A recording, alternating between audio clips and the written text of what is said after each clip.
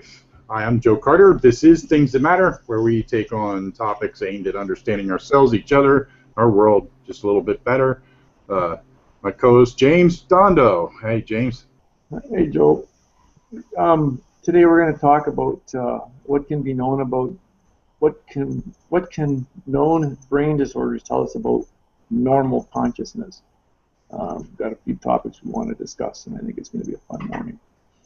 Yeah, so what we thought we'd do is just start with an outline of some known brain disorders, and then talk about what that means about who we are as human beings and how it relates to maybe how confident we can be about our understanding of the world, and maybe come out on the backside of that with a bit of a better understanding about ourselves.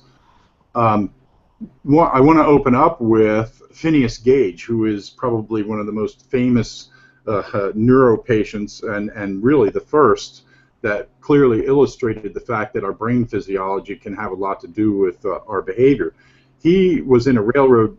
He was a railroad construction foreman who survived having an iron rod plowing completely through his head. In fact, I have with me a little bit of a graphic here, and it is pretty graphic, but showing where that thing plowed through his head, and it destroyed a lot of his brain's left frontal lobe. And prior to, he survived the incident. In fact, it was reported that on the way to see the doctor, he stopped for a pint, and you know, they sort of eyeballed his injuries and all of that. When the rod went through, it actually cauterized the wound. So he did survive it and went on to live 12 years. But what we're talking about today is his behavior. So pre-accident, he was reported to be a hardworking, responsible, even a favorite with his guys and the company he worked for. But after the accident, he was reported to be gross and profane and coarse and vulgar, and those are the words of the time. This was back in the 1800s, to such a degree that he became socially intolerable, and he then joined a circus as a sort of an act, him and his pole, and he lived out the rest of his life that way, the 12 years of it. So the point here is a blow to the head can really change our personality and our behaviors, and the frontal lobes are obviously involved in things like problem solving, spontaneity, and memory, language, judgment, impulse control, and our social and sexual behaviors. So the question on the table here, and we're going to go kind of around the room with it here, is what does this say about those of us that might have maybe some undiagnosed traumatic brain injury that alters our perceptions or behavior? Is it possible that some things that have happened in our own lives could have affected us? And if so,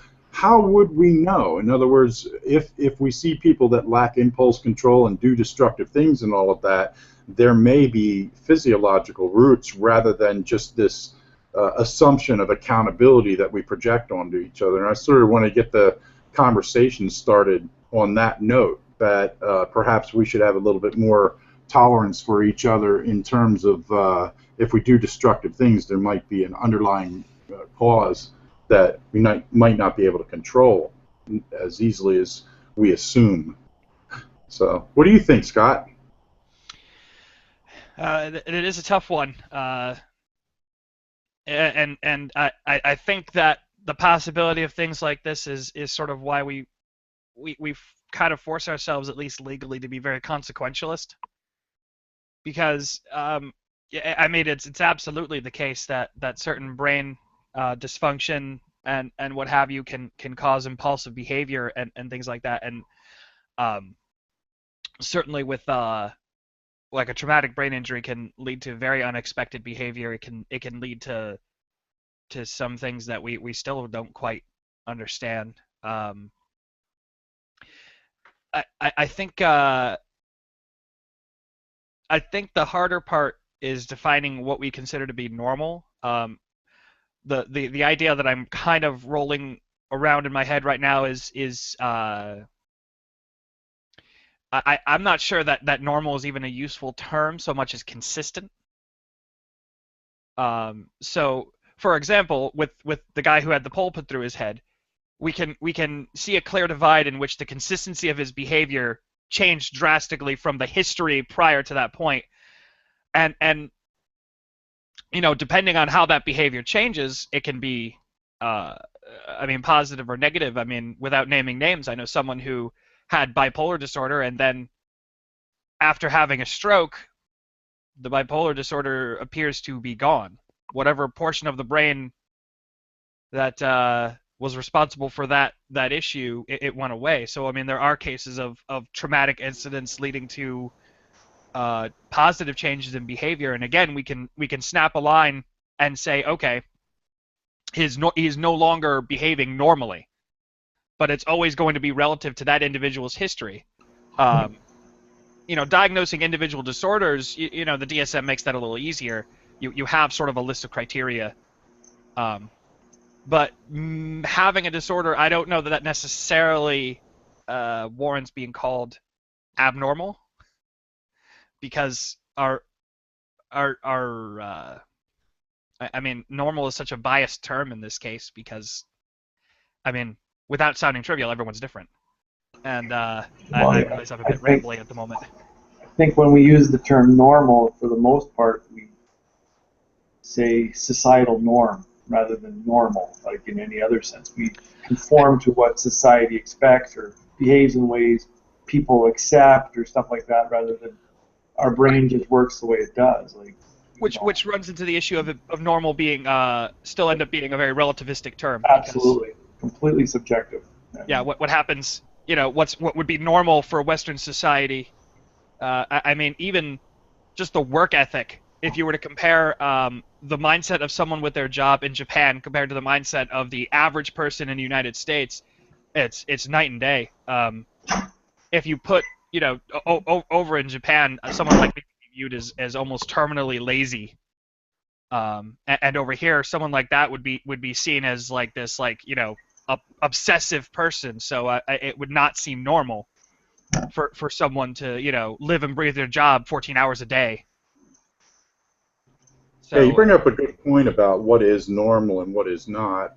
I do think too that in addition to physical trauma, there can be environmental trauma, social traumas that can actually change brain physiology. Everything we experience, whether it is physical or psychological, does impact the way that our brain is structured, and particularly during developmental years, that's going to be impactful. We have sensitive periods where certain exposure to certain environmental traumas at that point, regardless of their source, can have a strong impact on the rest of our lives. So with that in mind, what we are capable and not capable of, in other words, even if there is a societal norm that is well defined, our ability to conform to that is in many ways contingent on sort of chance, I think.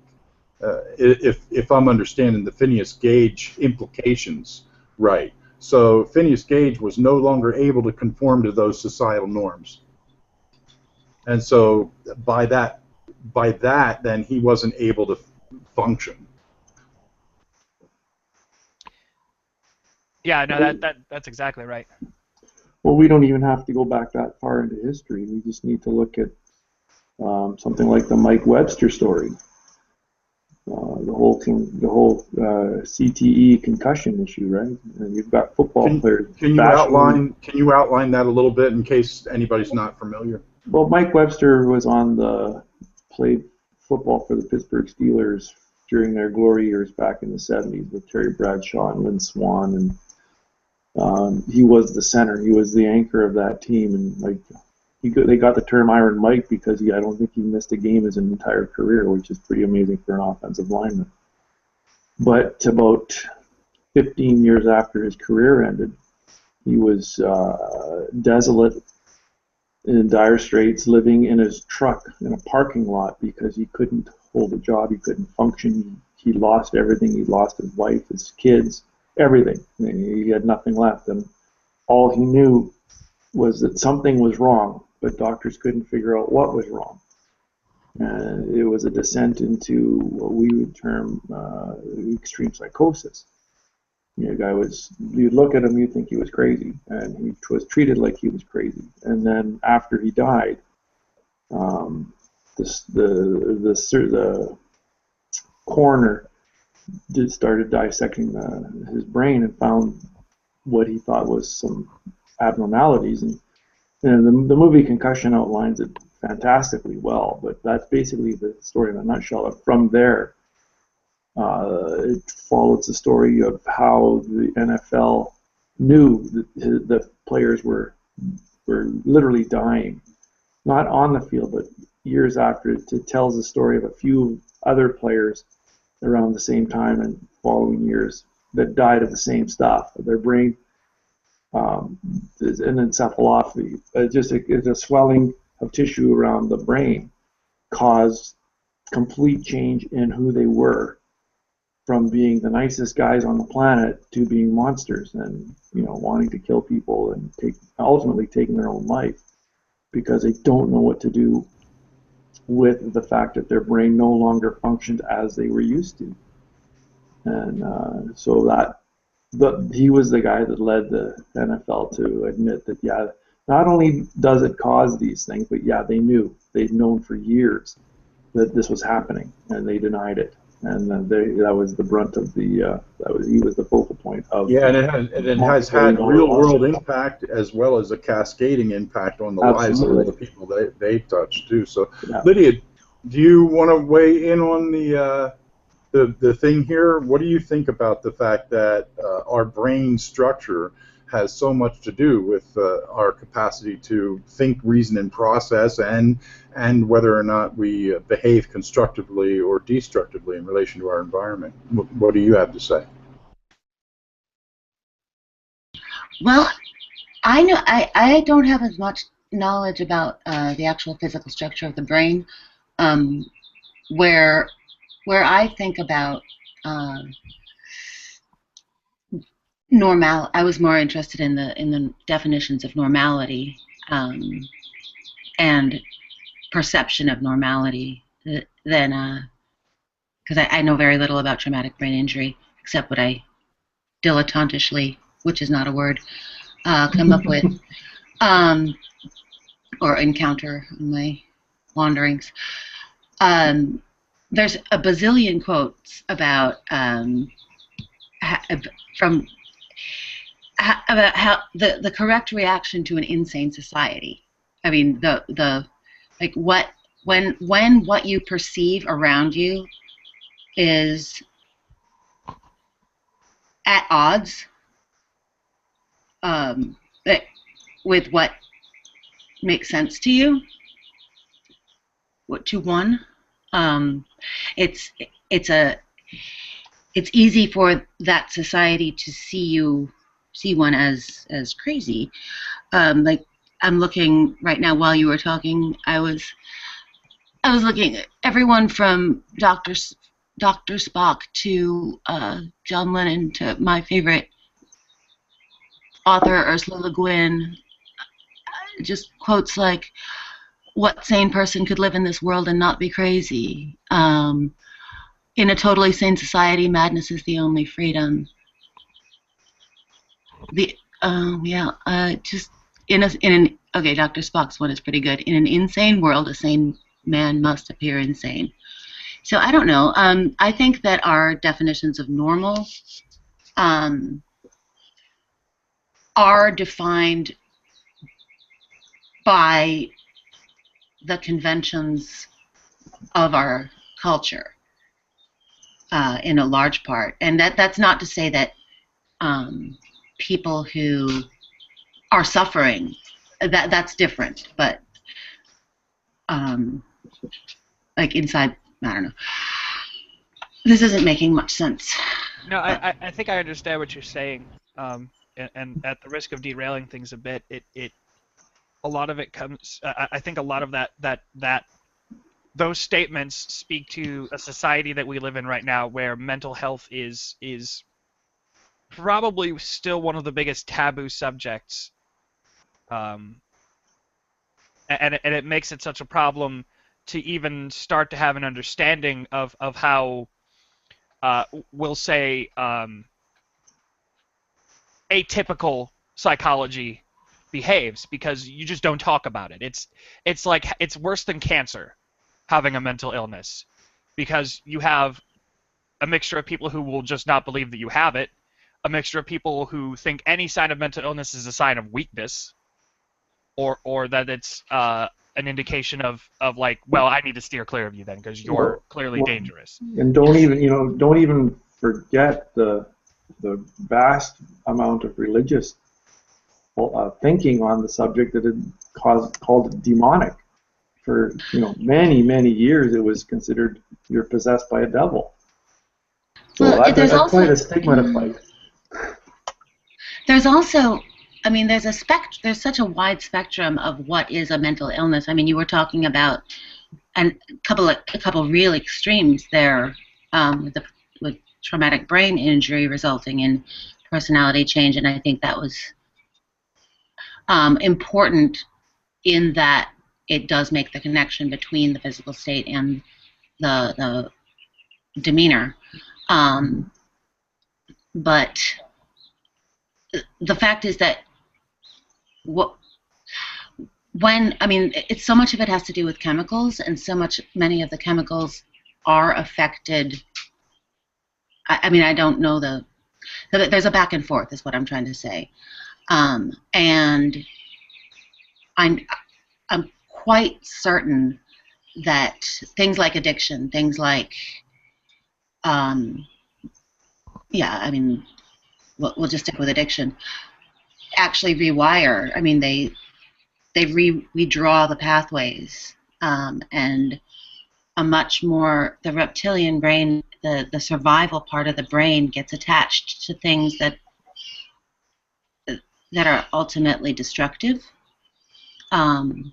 Those survival instincts somehow become connected to behaviors that are destructive instead of beneficial. And I think it's a lot more subtle than simply a stake through your head. It's reactive and active, is I guess what I'm trying to say. Yeah, there's an area in the brain, it's called the paraventricular thalamus, that plays an important role in like the amygdala's fear circuits. And my thought has been that they might get a little bit overwhelmed if we've been subject to trauma. So then it short circuits our capabilities of being satiated, meaning if you have OCD, you're doing a behavior that you feel like will pacify a certain situation, but it's not satisfactory, so you do it again and again and again. If you're connected to an addiction, or whether or not maybe you have a food disorder or whatever, it might be because those circuits that normally trigger our satisfaction are broken because they're being overwhelmed by this this echo of trauma. At least that's been a thought of mine for some time now. I wonder if we could go on to another example that might be, and I've tried to strategically pick examples that are revealing about the way that we process things in the brain, so that we could maybe come to a little bit better understanding of ourselves. And one of the ones that I think is really revealing is called Capgras syndrome. That's CAPGRAS. And that's where a person thinks that either a loved one or a loved pet has been replaced by an imposter. So this is what they believe. And the issue, the underlying physiological issue, is there's a broken connection between the brain's facial recognition processing area. It's called the fusiform gyrus, and the part of the brain that associates emotional responses with that visual recognition. So the person suffering can even get to the point where they don't recognize themselves, and in some cases they can be convinced that they don't exist. But the point being that the cognitive part of the brain concocts this story to explain the sensory data that's being received. And that's the real critical thing, is that our beliefs are based on this assumption that our senses work properly. And that is one of the repeated themes about many of the variables that we see in what would be called cognitive dysfunctions that cause all sorts of problem. So our brain assumes that what it registers from the various sensory inputs is accurate, and then tries to make sense of that situation that it receives. And in this case, Capgras disorder, loved ones being thought of as imposters is the thing that the front, our little inner explainer manufactures, so that we can concoct a picture of reality. And that tells us that really that's what our cognitive functions do. It concocts a picture of reality based on its best inputs, but there's no guarantee that the inputs are correct. What does that say about human cognition in general? What do you guys think that says about the way that we process things? Is that helpful information? And if so, how should it relate to the way we think about ourselves, our society, and each other?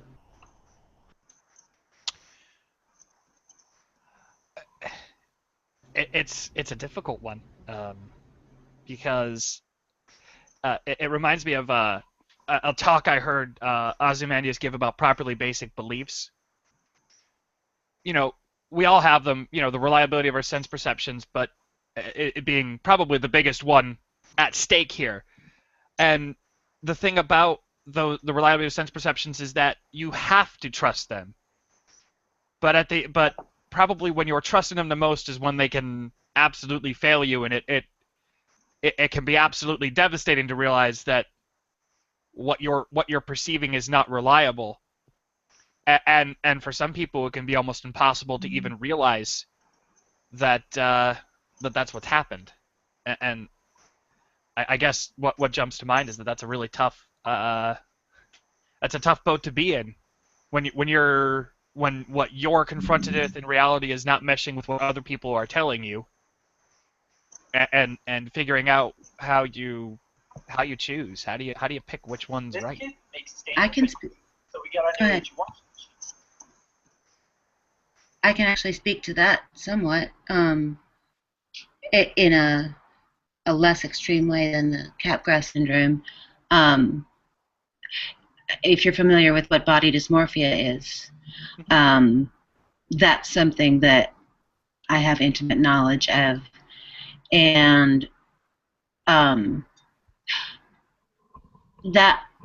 it actually it had the opposite effect. Realizing that it was an actual thing, it was actually incredibly comforting to recognize and accept that I did not see when I looked at myself and hated it so much, that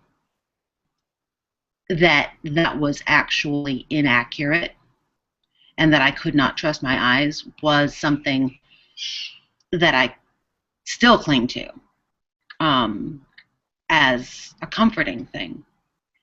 So I don't know if that makes sense. Do you feel like, if you don't mind sharing, and please cut this off if there's any level of uncomfortability. Hey, I'm an open book, dude. Okay, so would you say that there were prior times when you felt like you were not acceptable because of body dysmorphia, that you trusted your senses in such a way that they were distorting your vision of yourself, such that you felt that you were unacceptable in a social context, or was it something? Most of my life. Is that better now? Is that resolved, no. or is that well, a journey? It's more that I removed the focus from that. I turned my face away from that obsession. Because I used, yeah, I didn't. If I let myself go there, it's still there, with no doubt. But I've learned how to just not go there most of the time. But there's things like it would take me hours to find an items of clothing in which I felt I could leave the house, because I was simply unacceptable. I don't know. I sort of trace it back to growth spurts. I think, okay, this is my theory about how it occurred in my own case, is that somehow early on, one feels that there's just something wrong. And of course, as a child, as a tiny child, we'll go back to Freud, that one is egocentric at that moment, at that stage of life. The world revolves around, I don't know, babies think that they are the world. And hey, I'm back there. And so I think one can try to identify what's wrong, and the only option is that it's you. And so as you try to figure out what it is about you that is the problem, then the only thing that one can think of is maybe this thing that I have some power over, which is this physical body, is the problem. So let's I don't know. That's the progression that I've kind of come to in my mind. But yeah, it manifested in all sorts of wonderful behaviors. So. What's your read on, Scott? On what Lally just said, or do you want me to lead into the other topic? Well, we were talking I think in general about the fact that the own shape of our cognitive capacities are assumed to be correct by our brain, and that causes us to perceive things that we see as real that are not necessarily hinged to real. So even our properly basic beliefs might be distorted. That has a lot of implications in terms of the way we relate to each other. So what do you think in terms of what that says to us, and how it should inform the way that we possibly calibrate ourselves in the way that we treat each other? Honestly, I look at that. I look at even the more complex cases. One of, like, for example, the common symptom with depression is a paranoia that others share your low opinion of yourself, about yourself. I look at all of that, and to me, the takeaway I have is that intellectual honesty about your own limitations and charity towards others' limitations, and trying to be empathetic when it seems like there seems to be a gap in what you see going on and what they see going on, and trying to keep that openness that maybe I'm wrong, maybe I'm not seeing it the way they are, maybe it could be on the other end, and trying to hash that out is what I see as sort of a goal to strive for in the community. And having said that, I by no stretch of the imagination think that that's easy, because we have some characters in the community that don't show much of an interest in charity or intellectual honesty, or worse, will try to capitalize on other people's trying to be honest about their own limitations. But isn't there a takes two to tango sort of equation that goes into that? In other words, if somebody is fishing for, I am going to say things that are socially disruptive because of my own behavioral profile, that doesn't mean that other people have to engage. Right, and this is where you walk that fine line. We've seen it a few times with some of the more dramatic community incidences, I guess you could say, where you're clearly dealing with someone who's getting upset and agitated, and you kind of have sort of two schools of thought about what to do with that. Some will say don't engage them at all, like just let them be, let them quiet down. You have others who say no, just because they may have these limiting factors doesn't give them, carte blanche to just say whatever they want and still warrant being countered. And the at the risk of almost being a little fallacious about arguing for the middle, I feel like there is some middle ground to be had there. I remember one particular incident where an individual was completely off the wall, and some people were arguing that the only way to deal with them was to keep pushing them towards a full-on breakdown, because otherwise they were just going to keep going at the point they were. And I don't know if I necessarily agree with that. I think. I think I know what you mean. It Oh was, yeah, yeah. we don't need to hash up that drama, other than it does serve as something of a case study for someone who clearly has some some Yeah, abnormal psychology I and how we deal with them. definitely had some qualms about the ways that that was dealt with. Yeah. Yeah, so, James, what do you think? Do you want to weigh in on how you think this should inform the way that we relate to each other, if at all?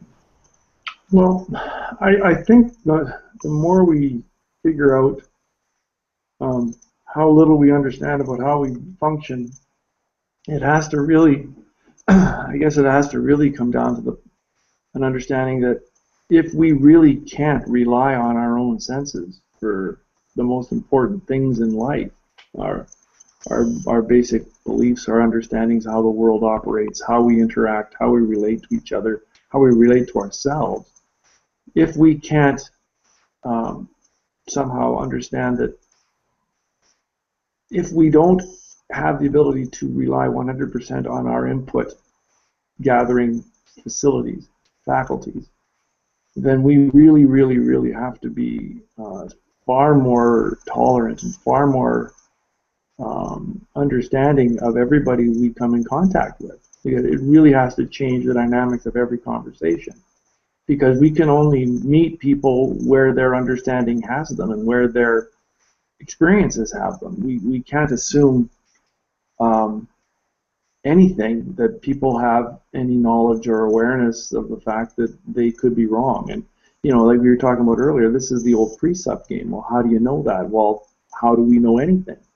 That's a whole other question, but highly, highly relevant to the topic. Like, how do we know anything if we can't trust any of our input gatherers? So to me, that changes most conversations right off the hop. Yeah, I think that's a good point. I have a thought about there are sometimes when a particular anomaly, like capgrass, can reveal a certain way about normal thinking, too. And so one of the things that I have really puzzled a lot about in my own mind is the trolley problem. Why is it that if a person pulls a lever, they're, on average, far more likely to be willing to sacrifice 5 people for one or 3 people for one, however you do the math, to pull that lever, shift the trolley so that one person dies so that 5 people don't have to die, let's say. But if they have to shove somebody on the track, that, even though the mathematical equation is the same, it feels like a different question. And I think one of the things that Capgras disorder says is that the way things, the pathways that things are processed in the brain shape the way that we will perceive them. And when you make a decision using an abstraction like a lever, that means it's more of a mathematical problem, as opposed to if you have to push somebody on the track, that's more of an emotional thing. And so it's routed differently in the brain as we think about it, and that can change the outcome. And I know there's a lot of research that has been done on the fact that the way that you ask a question will certainly shape the outcome this way or that. And I think that maybe that has to do with the fact that the brain is an integrated collection of organs, much like our, the rest of our body is, and that depending on how things are processed by that collection and how the communication pathways between them are situated and constructed, some may be overbearingly strong and causing interference, or some may be overbearingly weak and or completely disconnected, and that can cause differences in our perception too. So I know that the kid, and I forget his name, but he climbed a tower. He climbed a tower and shot a bunch of people dead with a rifle in Texas back in, I think, the 70s or whatever. But they discovered that he had a brain tumor that was pushing on that very emotional center area of his brain. So all that to say, the way we think and perceive is, and also the anomalies, I think, tell us a lot about the way that we think has to do not only with how our brains are configured, but with what areas of our brain that we're engaging when we are thinking. Sorry. I remember reading a story about someone similar situation where their personality just started to change radically for whatever reason, and he would go to the doctor and know they couldn't find anything, and then he went to a neurosurgeon and they did a CT scan or a CAT scan and found a huge tumor. They took the tumor out and his personality went back to normal.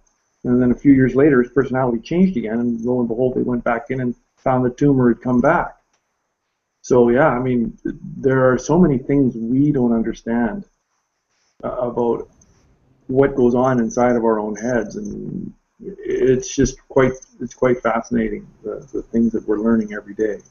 Yeah, the fact that we're more sociopathic when we just think of things cognitively, we have layers of abstraction to mediate our relationship with each other, tells me a lot. And it would explain why the Stanford prison experiment went so horribly wrong, because uniforms are an abstraction and things like that. So I just think that things like Capgras can inform us in a lot of ways about just the way that what we, and here again, like Scott had so artfully pointed out in the beginning, what our normal processes are, that these can reveal that some of us are wired such that we can't really reason the same way others do, and depending on how you reason it, that'll also shape the perception. Maybe if we can move on to another, there is a condition, and again, it's there's an underlying physiological cause, which we don't have to go into as much, but there is something called abulimania, which is crippling indecision. So a person with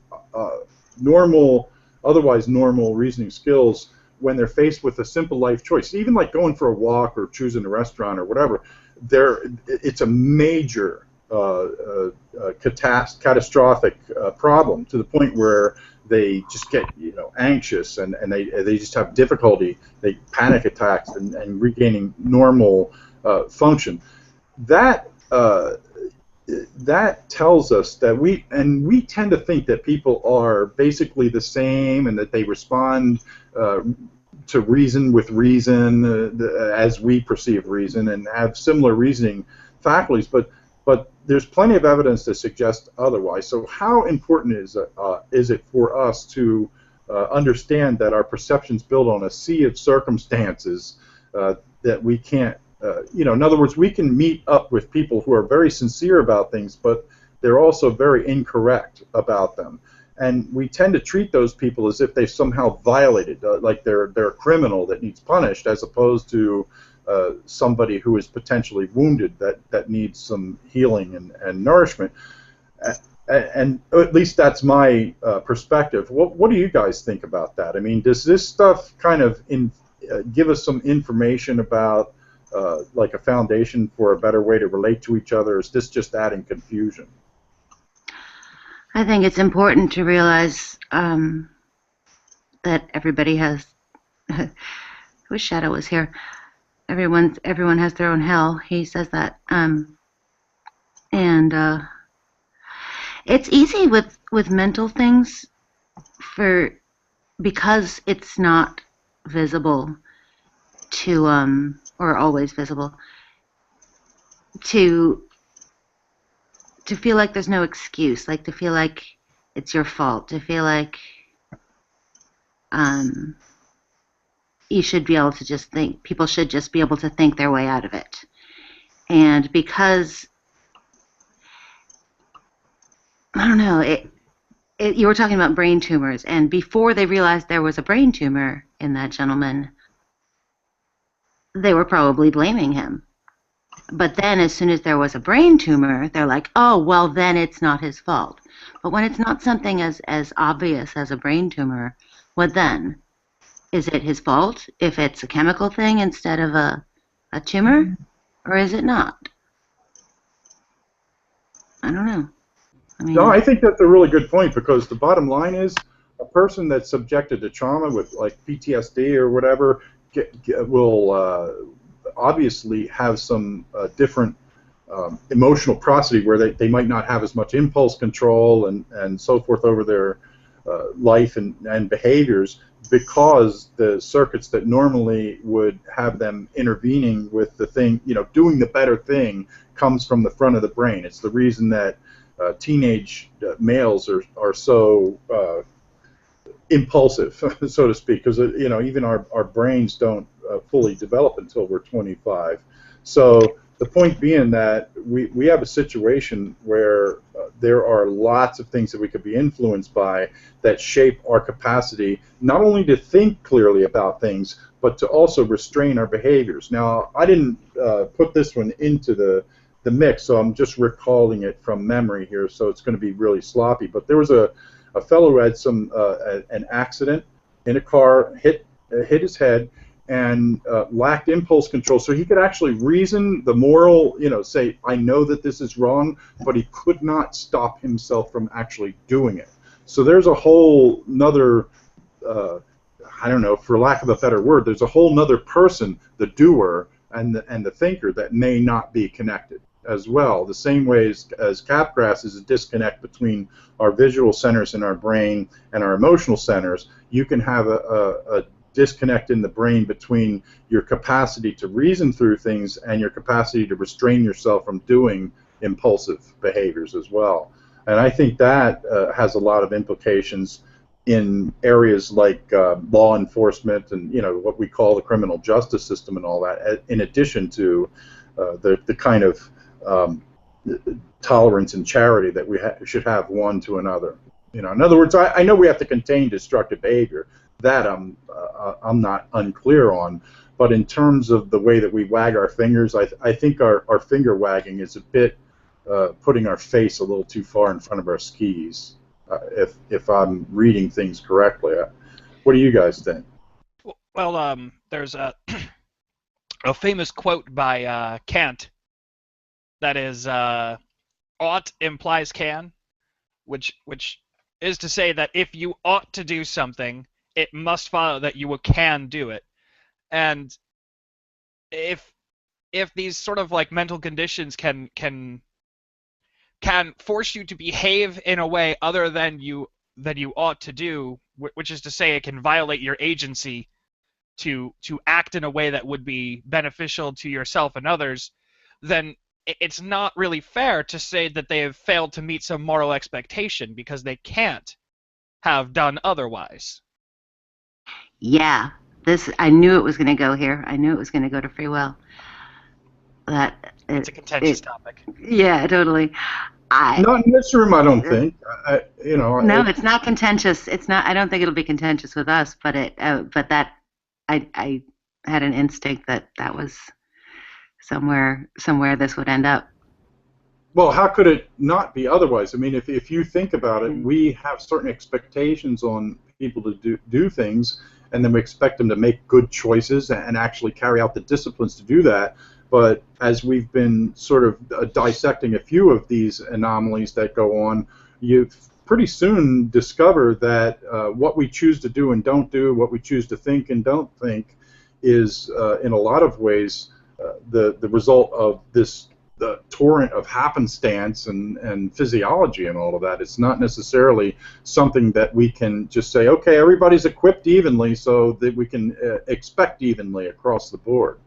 And that has a lot of implications on free will and, like I said, the way that we hold each other accountable. And again, I'm not saying that, I'm not trying to say that you shouldn't contain people that are destructive, but I think it does have implications in terms of looking at those people that do destructive things and having this attitude of condemnation for that, when it's actually seems to me to be a bit more aligned with the fact that it's a wound or some malnourishment and development that created these kind of destructive ways of thinking or being.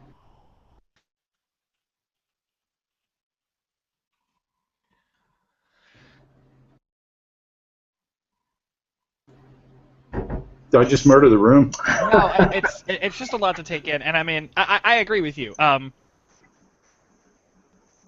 that's why legal systems and cultural systems that have to be consequentialist. Whether the person could have done otherwise if it's evident that they will likely do so again, if it's shown to be evident that it's a pattern of behavior, then steps have to be taken to protect the rest of society from that individual. Yes. But the problem is that we also have a big tendency to moralize. We have a big tendency to pass out judgment and say that person should have done otherwise. And it's important to recognize when that's not the case. When is it the case? Well, I mean, I guess should is sort of a vague word, but that they could have done otherwise. And, you know, it's a fuzzy, it's a gray fuzzy could. line. Well, if should implies could, then yeah, it is. Well, right. It should doesn't imply could. Should if you can't do something, then there is no say should. that they should do that. Yeah, that's what I meant. Right. No one can demand that I ought to bench press an airplane. Like, there's no way for someone to put that on me as a moral duty that I do that thing, because it's not possible. I can't do that. And from a moral standpoint, that's I think a certain amount of charity that has to be expended to people who display patterns of behavior that indicate that they couldn't have done otherwise than what they did in that instance. Not that they couldn't do otherwise in general, just certain things with certain mental conditions, some behaviors are unavoidable. In 2002, there was a guy named Jason Paget who was attacked, and it caused severe concussion and PTSD, but it also turned him into a math genius. He had, prior to that, he had little interest in academics, but then he developed this ability to visualize complex mathematical objects and concepts very intuitively. So the injury unlocked a part of his brain that made the whole world appear to have mathematical structure, and so that's another kind of thing that we should probably consider too. And it kind of makes me think, and this is a question I wanted to ask: do you think that we humans have these inner geniuses, and that the issue is the communication channel, not the presence of it? The reason I ask the question is because I see a lot of people craft some very complex relationship, social payoff cycles that are either constructive or destructive, that require an enormously complex amount of social navigation skills, dynamic massaging of things, and so forth. So for example, in a negative sense, you could say a person with low self-esteem could cultivate their social environment to have that negative feedback pour back in on themselves repeatedly, and that there is an inner genius going on that actually makes that happen, that may not be connected with the person, might not be able to articulate, well, this is how I'm going to conduct these cycles in my life, but they in fact do that. And so I was wondering what everybody thinks here is that does it seem like we have this inner capacity for genius that sort of gets tamped down by a superficial cognitive function that really isn't able to understand the depth of our own being? Well, so much of what we do is completely, we are not thinking cognitively about the vast majority of what we do. If you are opening your hand and closing it, are you thinking about how you do that? So, I mean, there's an immense amount that goes on that we aren't dialoguing about in our heads, seems to me. So, maybe. Well, I mean, being somebody who played an awful lot of sports his whole life, there's a point in time where if I want to learn how to throw a ball, I pick a ball up and I watch other people, and I try to get my arm to move it in those directions, and with that sense of timing. And what ends up happening is somebody will come over and say, you get your hand in this position, then this position, then this position, and then you snap it all through. So you then learn how to become the most effective or efficient you will with whatever movement you do. So it could be anything. Like there is a way that you train your body to do these things so that when you're watching the Super Bowl game and you watch these guys running around the field doing these amazing physical feats, they're doing what they're trained to do. They're not necessarily thinking, oh, I better run and I take 3 steps and then jump and tackle this guy. That's all. It becomes instinctive because they've taken the time to learn how to do those techniques. I play guitar. I don't think very much between chords. I play the song in my head and I do what I hear. I don't tell my hand. When I started, I was now make a D chord, now make a G chord, now make a C chord. But as I got better, my hand just did it because I knew it was coming and it would just play the song. So we can teach ourselves how to become instinctive in our habits and in what we do. So I'm not there. There is that too. Yeah, that's. I mean, I could bring it to that is Wu Wei. That is non-forcing of action and the duh. Yeah, and you described an intentional and arguably constructive pattern of learning an instrument, but some of us learn destructive patterns as well. That's by that same rote mechanism that we then repeat. It's taught the same way. Just you do something and you get some sort of a reward, and you keep doing it and doing it and doing it, and you end up repeating it. And some would say it's a destructive thing, but who are we to judge?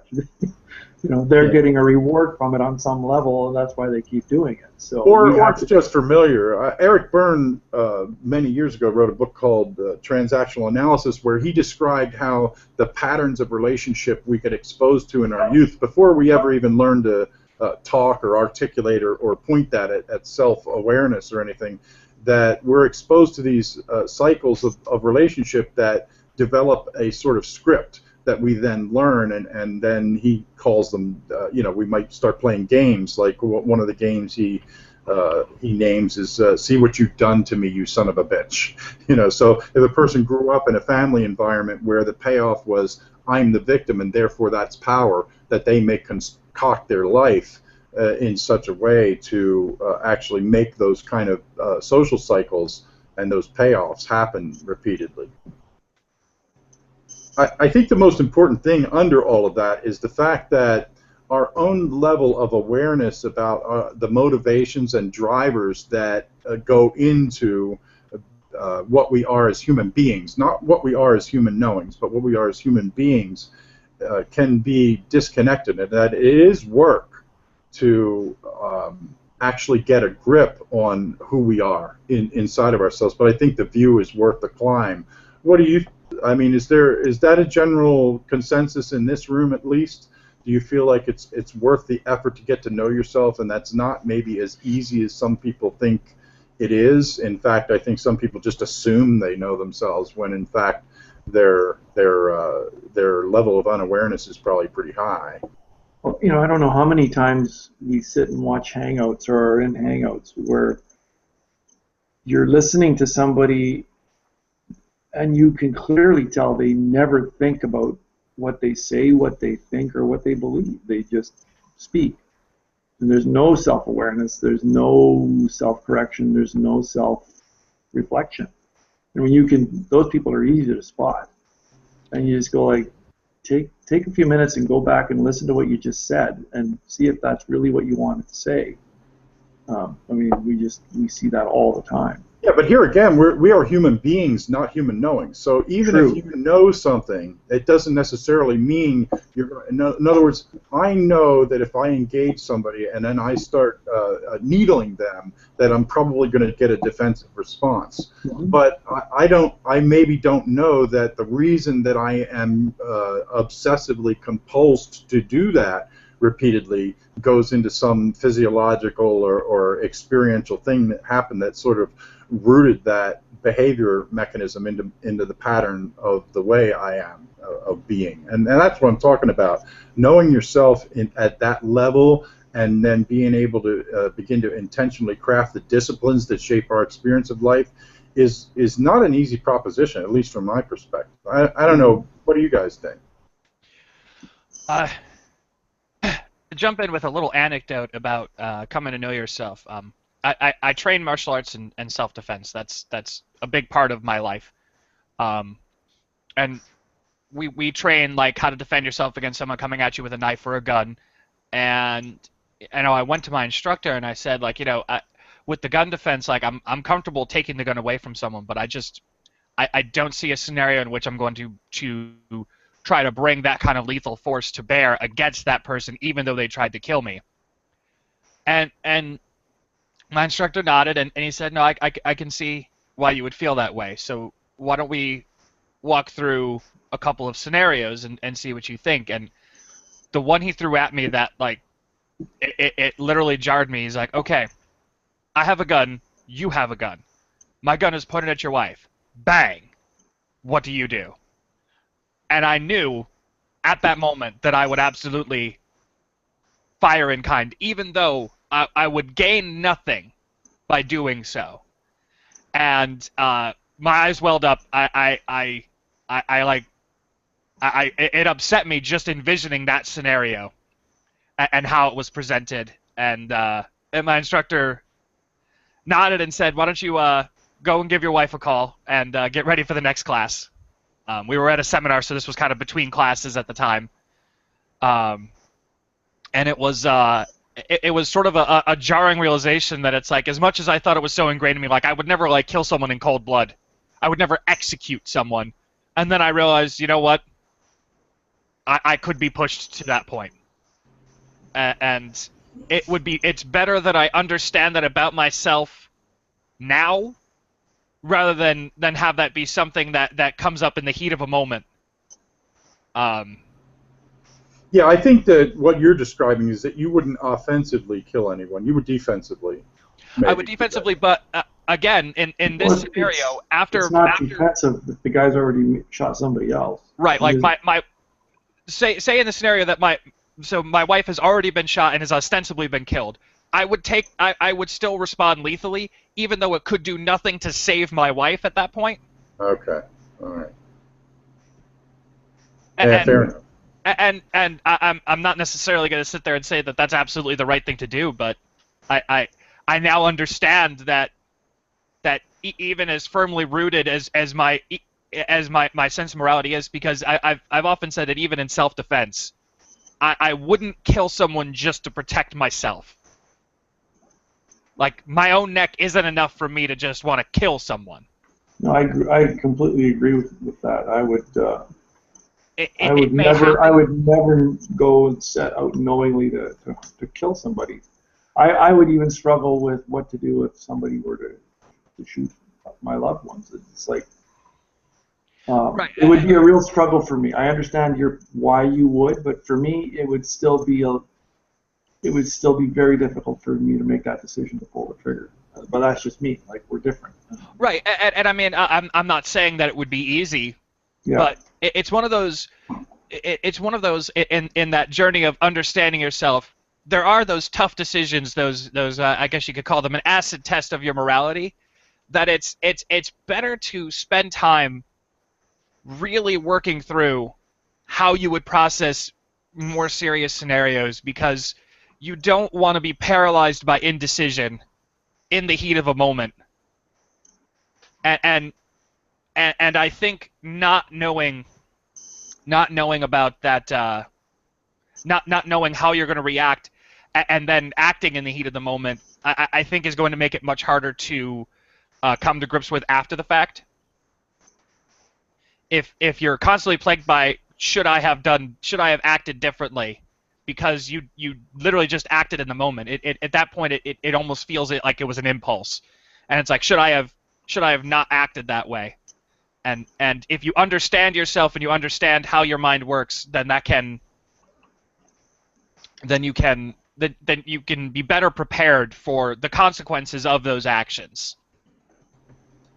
Assuming that's a properly basic belief and not merely an abstraction that you hold that might, not prove to be true if the environment ever came up, but assuming that would be true, what do you think went into forging that belief inside of you? In other words, why is it that you hold that much empathy that you would sacrifice yourself on the altar of another being the way you described, and yet if somebody you loved was destroyed, you would want to, like, execute vengeance or retributive justice? Honestly, trying to get to the heart of that is difficult for me. I've found Sure. pretty much from a young age that my instinct has always been to protect other people. Like, that's just kind of in my personality. What do you think shaped that? What do you think? But what do you think the life circumstance, or maybe it is just a quirk of biology that has you shaped that way? And look, I'm asking really the broader question of why what is it that shaped we that? are what we are? Yeah, it's tough to say. I mean, my childhood wasn't exactly fraught with danger. I think, like, once back in high school, my brother dragged me along because he was going to confront someone. And my brother, while being older than me, by the time we were in high school, I was bigger and stronger than him. So I was basically brought along for, if things get ugly, he was expecting me to bail him out. But, like, I don't know. I don't know where that desire to protect people necessarily inherently comes from. And I mean, I think there's I don't know. A lot of it can be. I don't know if I'm convinced that complex feelings like that are just inherent. I mean, it could just be a product of the media I consumed, from stories to movies to video games to what have you, and just what things were sort of ingrained in me as to be admirable traits, and what things were ingrained to be traits to dislike. I mean, I can tell you, in any video game I play, I tend to favor, like, the classes who are there to stand up in front and take the hits for the other people. Like, whether it's whatever game it is. That's if there is a character or class or what have you that would let me play that role, that is what I gravitate towards. Yeah, you're the quintessential male protector, then, seems, in the way you're describing yourself. I suppose. I mean, I don't know. I don't tend to worry too much about the gender of it. It also helps that biologically I'm well suited to that. I'm built to take a hit. I was going to say that I can relate to that very much. The only times I get really angry is when I see something else be harmed. Like when I feel that rage, it is like, for me, it's mostly about animals and people I care about. But when I even think about, yeah, I would hurt someone badly at that moment, and it's scary to know. But Yeah. I had a friend who got fired from his job when we were in high school, and he got fired for stealing. But the stealing had occurred probably a year before, and it just took that long for the loss prevention of the company to sort of trace it back to them. And I remember being upset because at that point he had earned the trust and the admiration of, like, his boss and several of his coworkers. And I was like, I don't care that you stole, but you ruined those people. Like, you absolutely devastated them with this. And that was what upset me. Like, and I mean, I've had this problem when I've had job roles where my position was mostly focused on trying to save the company money, and it's like, I just don't care. I can't connect with that. Like, that he stole from a grocery store, it's like, that's not good. But, like, I'm not, like, losing sleep over that thought. But the thought of, like, all those people that he just absolutely devastated, that to me was the part that was like, how do you live with that? How do you live having just, like, let all those people down for what amounted to, a trivial amount of money? Yeah, do you think that some people sacrifice the big picture on the altar of the small for reasons that are beyond their capacity to control? In other words, in retrospect, I think that guy would have pulled back those behaviors if it's a guy you're talking about. I think you Mhm. were saying it was a guy.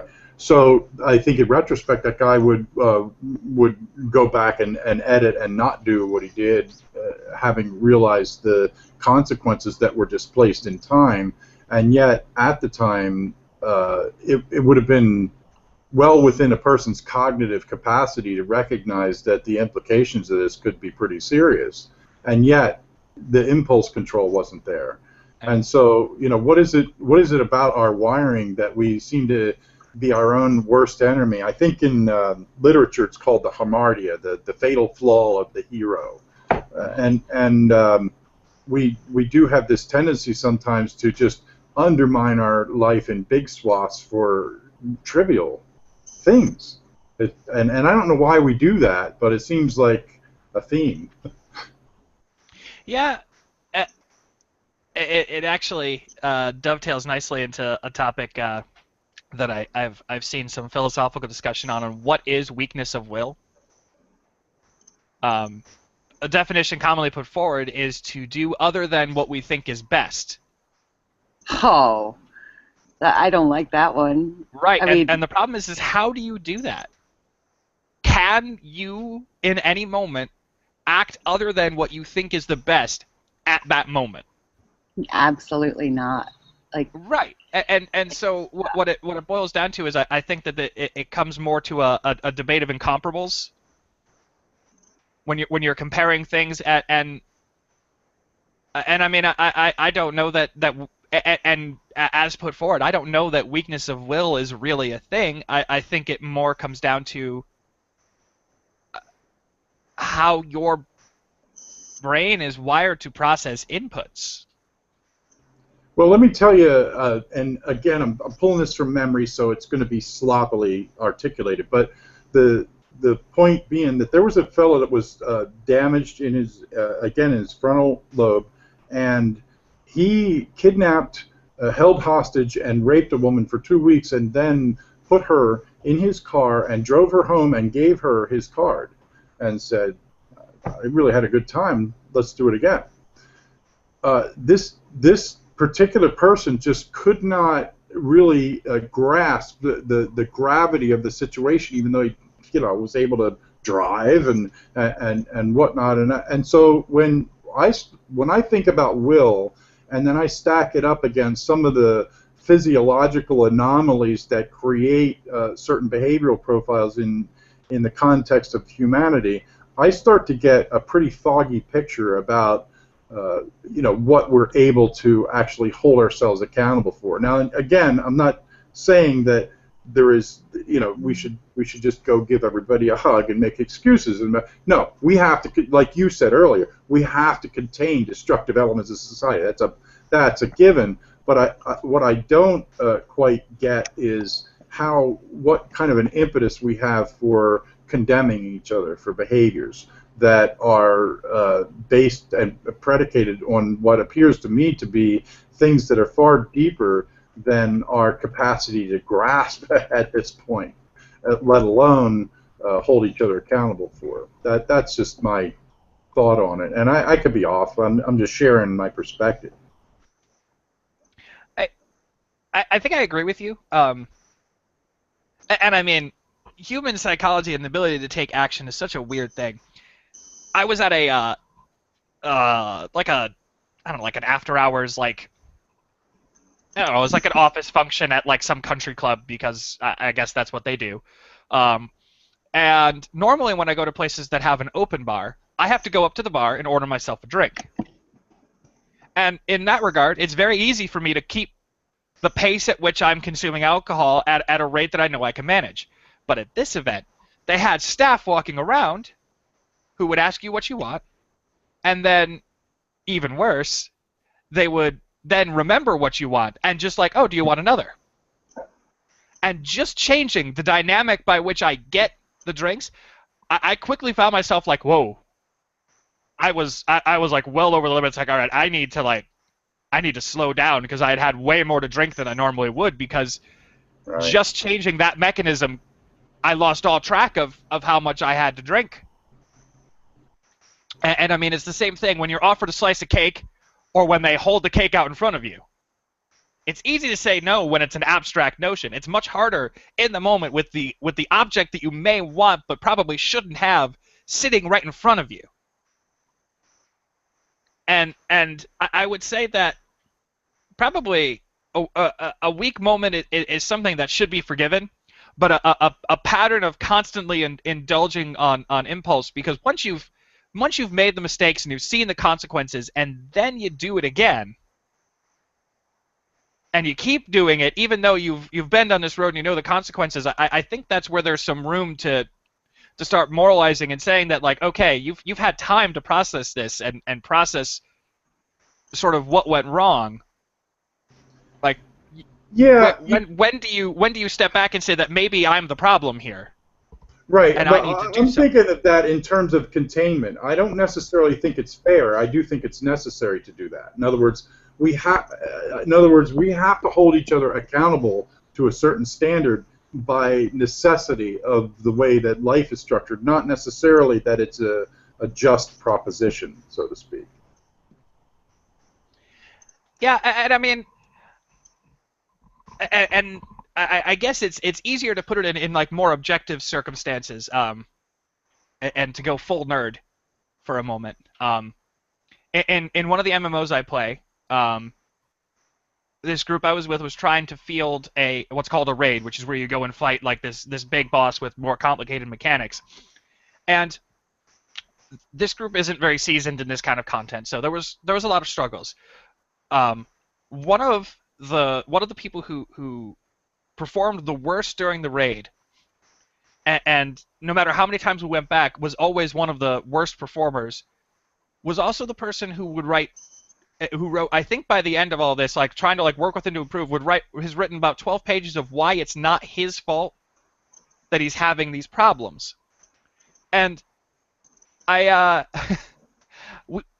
myself and the raid leader and a couple of people got so frustrated with him, because it's like, other people are doing the same things you are. Why is it that they're succeeding and you're not, and yet you're saying that you're not the factor?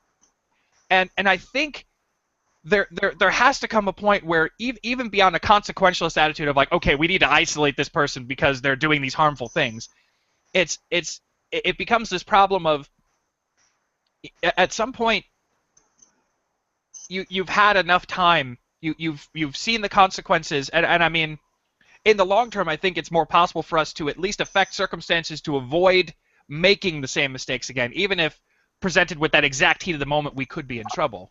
But we do make the same mistakes over and over and over again.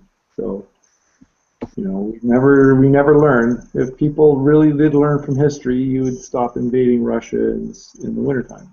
But they don't. But right? Individuals do learn. I've learned to not do things. So it's not. So you've decided that self-preservation is a good thing finally. I decided. Yeah, exactly. Well, I think that some people have a notion. In other words, we're human beings. We're not human knowings. And even though we know stuff, I think that's a side dish, not the main course. That some people have a capacity to develop certain disciplines based on that thought droplet. You know, the thought isn't what changes your life experience. It's the discipline. It's the change in behavior. And I think some of us are stronger in that area. And frankly, I think that area of discipline is pretty neglected, because we act as if all I have to go do is edit the person's programming, their thought process, to convince them that they're the error of their ways, as if that's going to change them. And that's not always. Sometimes that's the case, but I would say the overwhelming majority is it's a much more difficult proposition. That knowledge is maybe the first step, but it certainly isn't the journey. It's the map. It's not the journey.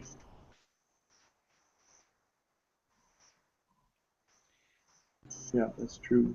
It is a journey. Hi, Dave. Well, welcome, Dave. How are you doing? Can you give us a flavor for how up to date you are on the topic here? You're talking about brains. Yes, we are. What we did, we illustrated a few like brain anomalies that cause behavioral problems. Like, for instance, capgras. A person could be distorted to think that their loved ones have been replaced by exact duplicates because of a brain anomaly between their visual center and their emotional centers. And so their cognitive center makes up a story. And then what does that say about how we should relate to each other? That we have these physiological and developmental anomalies going on that cause us to perceive and respond, have a different capacity to actually discipline ourselves, to like impulse control and things like that, that are set up by the way that we're structured. And what does that tell us about how we should behave one to another, and how maybe, and we haven't got into this yet, which I'd really like to start getting into, how should this knowledge of this whole picture, the 10,000-foot view, inform us about the way that our social engines, like institutions and all of that, are structured? Because I do think that there are some implications. We touched on them a little bit earlier, like the criminal justice system seems to be misaligned with our current understanding of neurophysiological consequences, and it should be changed.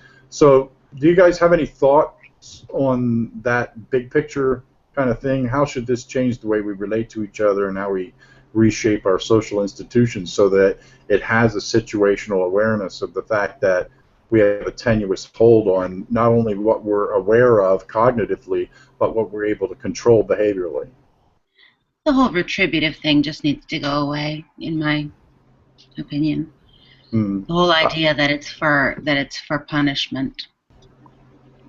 That's a big mindset change rather than a practical thing. So I don't know. I think that's a good point. What do the rest of you think? I don't know. That's a sticky one, because there's always the question of what of justice. What is justice then? Well, that's just it. I don't know that it's anything. I'm not sure, but I'm not necessarily sure that. I mean, if we take an extreme case, like I think we all probably remember the famous affluenza case from a couple of years ago, where the kid got excused because he was brought up in a privileged environment. Right. Steps can be taken, but I think the attitude behind it is what I see the issue. Like, okay, yeah, he needs to be taught otherwise, but is it to punish him necessarily? Does it need to be to make him? I mean, he will feel bad when he learns otherwise. He will feel, but when he learns otherwise, if he could be brought to see what he did without a bit, but the attitude of the outside looking in shouldn't be. I don't know.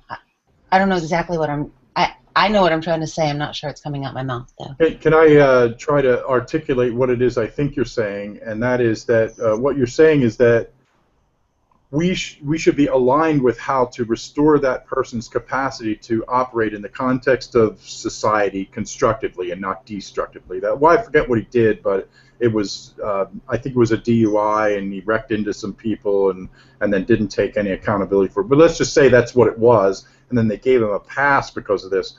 But and you're saying, if I understand you, Lydia, that while giving him a pass isn't necessarily the answer, neither is punishing this person, because ultimately what you want is somebody that's restored and able to function well in the context of society, and that punishment, if it contributes to that, well, of course, then okay, but you're saying, if I'm hearing you right, that is not necessarily contributory to restoring a person's full standing. I think it's the result of a skewed vision of what we are. It's less.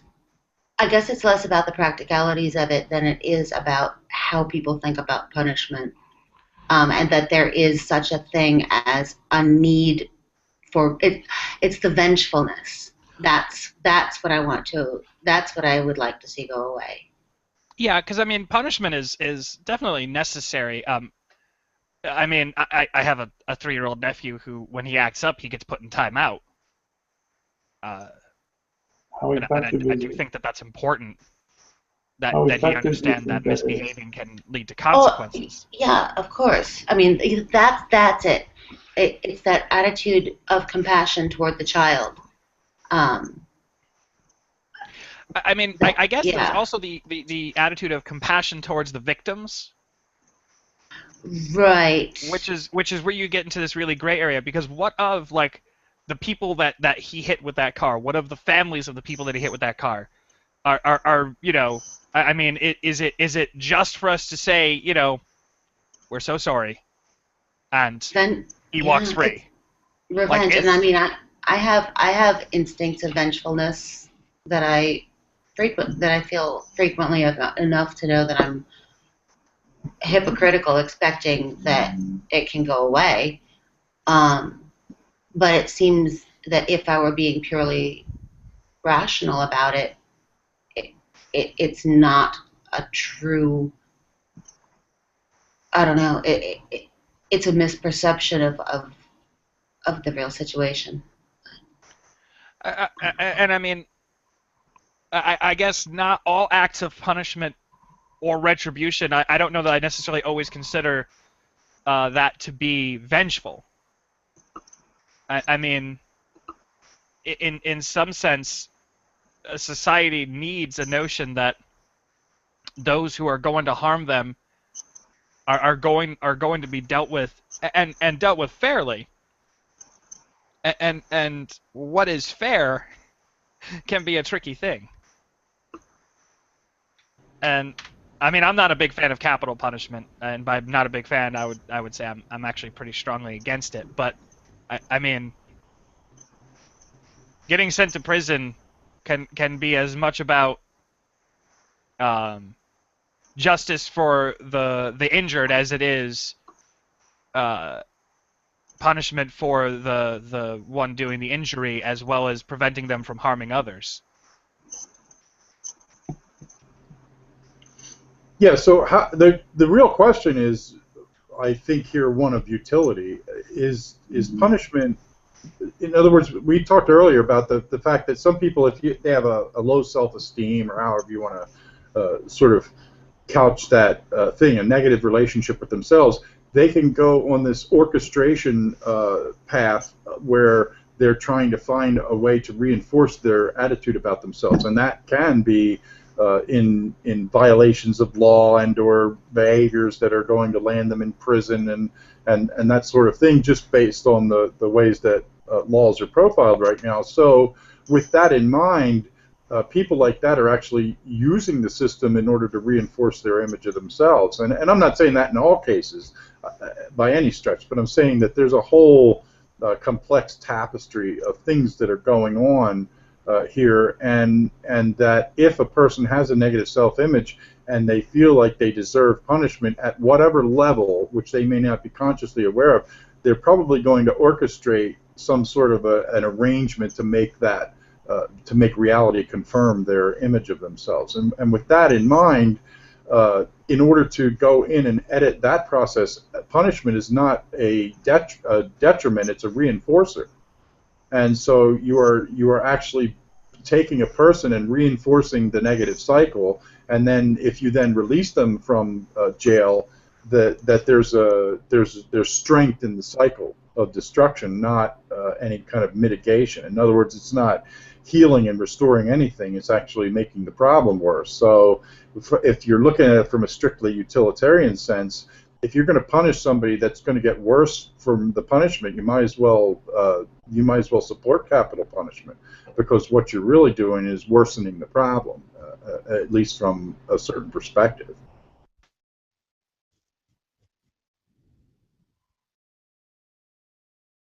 Hmm. Yeah, it's tricky because It is. I mean, look, I'm not saying this is the way it is. I'm saying, like, I'm trying to think through the thing and go, like, how do we, how right. do I we mean, I mean, parse all the pieces together? I mean, the legal system pretty much has to be consequentialist in how it acts, and it has to strike the right balance between justice for those injured as well as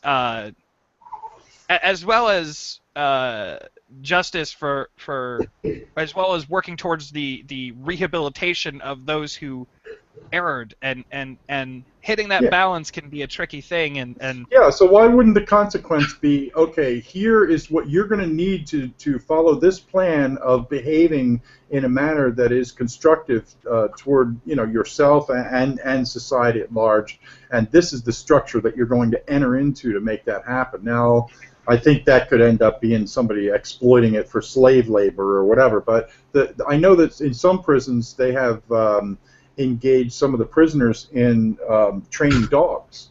To be service dogs, and the relationship that these guys have forged with the dogs have had a lot of other consequential actions of helping the person to sort of craft a bridge toward understanding empathy where that may not have been a reality in their life prior to that, and all of that. And so they're beginning to go like, wait a minute, there could be some restorative things that we could actually implement intentionally. Now, this sort of happened as an aside, but there are ways to craft a person who has a negative relationship with the constructive things that society depends on, and to reshape them to be more constructive. And I think from a utilitarian perspective, whatever shape that takes, it probably is in our best interest to move in that direction. I don't know what the exact thing looks like, but I think that we're crapping on our own dinner plate if we're giving punitive, consequential justice to people that don't respond to that by behaving better in the future. That in fact the reverse is probably statistically true. The thing is, like I've been thinking about. I mean, this is slightly different, but I've been thinking about justice a lot recently. Being a teacher and starting to hate my job. Can you all hear me? Because I don't know what my yeah. Okay. So you're talking about punishment and restoration, and I'm all for restoration personally, and less about punishment. We've got a very much, if you do this, you go to prison, but if you do this, you go to prison.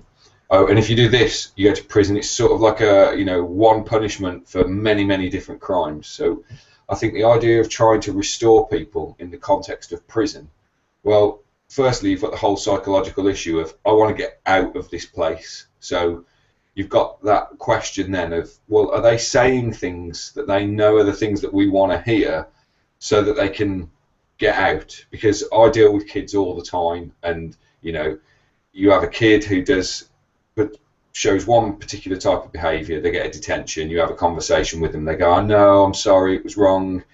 And then they go and do it again, and you go, well, we told you last time that it would result in an isolation if you did this, and then you have the isolation and you get them to write a letter and blah, blah, blah, blah, and they go, oh, no, I'm sorry, it was wrong, and then they do it again. And the thing is, the restoration doesn't come in the context that the original crime was committed in, so to speak. So I'm not saying that we need to get them to get pissed, get in a car, let's do the restoration whilst you're driving under the influence of alcohol. I mean, that would be insane. But what I'm saying is that restoration in the context of a punitive system doesn't necessarily fix anything because it's in an incorrect context. I'm not saying that we shouldn't have a punitive system, but is this what I am saying is a roundabout way of saying, is this conversation about justice and restoration, or is it about brain issues and how we deal with those things? Because I think it's a very different subject and conversation with a whole load of pitfalls and stuff like that. I just don't want us to go down a rabbit hole, because it's like talking about people's brain problems and the justice system is a whole another conversation. I'm not saying don't talk about it, I'm just saying no, and I won't be here till Monday. next Monday. And I think it's easy enough to swing that around to. I mean, I think we agree that a punitive system has its problems, but I guess in the context of how do brain disorders, is that a special case does that require? I mean, do we make sure that the rule book is drastically different if there is evidence of a brain disorder at play? That's a really good question, but let's how about if we take the broader view of what exactly that is? So if we are going to take a human being and say, here is this human being's full potential to do the most fruitful things in their life, the most constructive things possible, that would be predicated on certain inheritance factors as well as certain environmental, nutritional factors and all of that. And we know that if those things get interrupted in any way, shape, or form, particularly during critical phases of development, that it does have an impact on the potential of that person to function at that full potential level. And so with that in mind, it is not just brain physiology that causes these things. Environmental circumstances, such as the trauma of being in a social climate of betrayal and abuse and all of that, or stressors like, for instance, economic and that sort of thing, percolates brain patterns, and you know, everything is physical. So this stuff percolates brain patterns that are not necessarily equipped to always do the constructive things. They might be more predicated on the reptilian side, or reactionary, which obviously causes all kinds of things that are not done with a full view of the cascading consequences going forward in time. In other words, people behaving more impulsively because they're high stressed has a tendency to result in what we as a society perceive as criminal behavior. So with all of that in mind, understanding that the real goal, I would think, if you're being functional about this, trying to make sense about this, has to be biased toward restoration as opposed to punishment. But although the two, those words are not an either-or scenario. In other words, I think that a person that causes a certain amount of harm should probably invest the rest of their life in mitigating that harm in some way. And I know there's some bullets you can't unshoot. There's some bells you can't unring. Well, all bells you can't unring. So I get that sometimes it would be an imperfect solution, but ultimately I think it has to be one that is built on the windshield and not the rearview mirror. That's just my perspective. And I don't know what that looks like in detail, but I would say that even though we talked about specific brain anomalies today and how they affect behaviors, that our psychology is also a brain, can shape our brain to behave in certain ways. You, Scott, yourself talked about the fact that you're more inclined to be kind of a protector profile, and that had to be shaped on that confluence of things that happened to you, as with everyone. And so we're all equipped the way that we are, and we do what we do based on that equipment. So what is it that we can do to shape ourselves towards more constructive behaviors, I think, is the axiom that we should probably follow. At least that's my perspective. Well, I think a couple things. I touched on it earlier. I had a conversation with someone talking about people struggle with this concept of an ideal or a perfect person, and a lot of our media generates being completely aware that we aren't perfect. So that to me is a driver of many insecurities, failures, self-image, whatever you want to term, psychosis, psychological issues that of feeling inadequate, or whatever these things is. So we come at it with a poor understanding of how our brain works to begin with. We get fed all this stuff saying, well, you're never going to attain this, you're never going to be like this, and yet all that is, as we said earlier, something our society holds up as a standard of existing or being, and yet people fall short of that. So when you're talking about justice or retributive justice or any of these things. It's like, if we really are incapable of really processing things properly, because like we talked about earlier, our senses are fallible. It's really hard to make a really valid case for any sort of retributive justice. Like, I can understand repaying things, and if somebody's completely out of control, take them out of society. But I think we have a real problem if psychology and neuroscience do come out saying that this is really beyond our control. Most of it is conditioning, chemical problems, whatever it is. How do you hold people just accountable, as you're saying, Joe? How do we hold anybody accountable for any of this if we deem their brain incapable or incapable of what we would consider normal behavior or normative functioning? Like, where do you draw that line, and how can we even begin to think like that? Like, what I was trying to say? Well, I think Scott said it well, that by virtue of the fact that we live in the context of nature, any system we develop has to be consequential. Whether that is totally fair and right or whatever is sort of beside the point.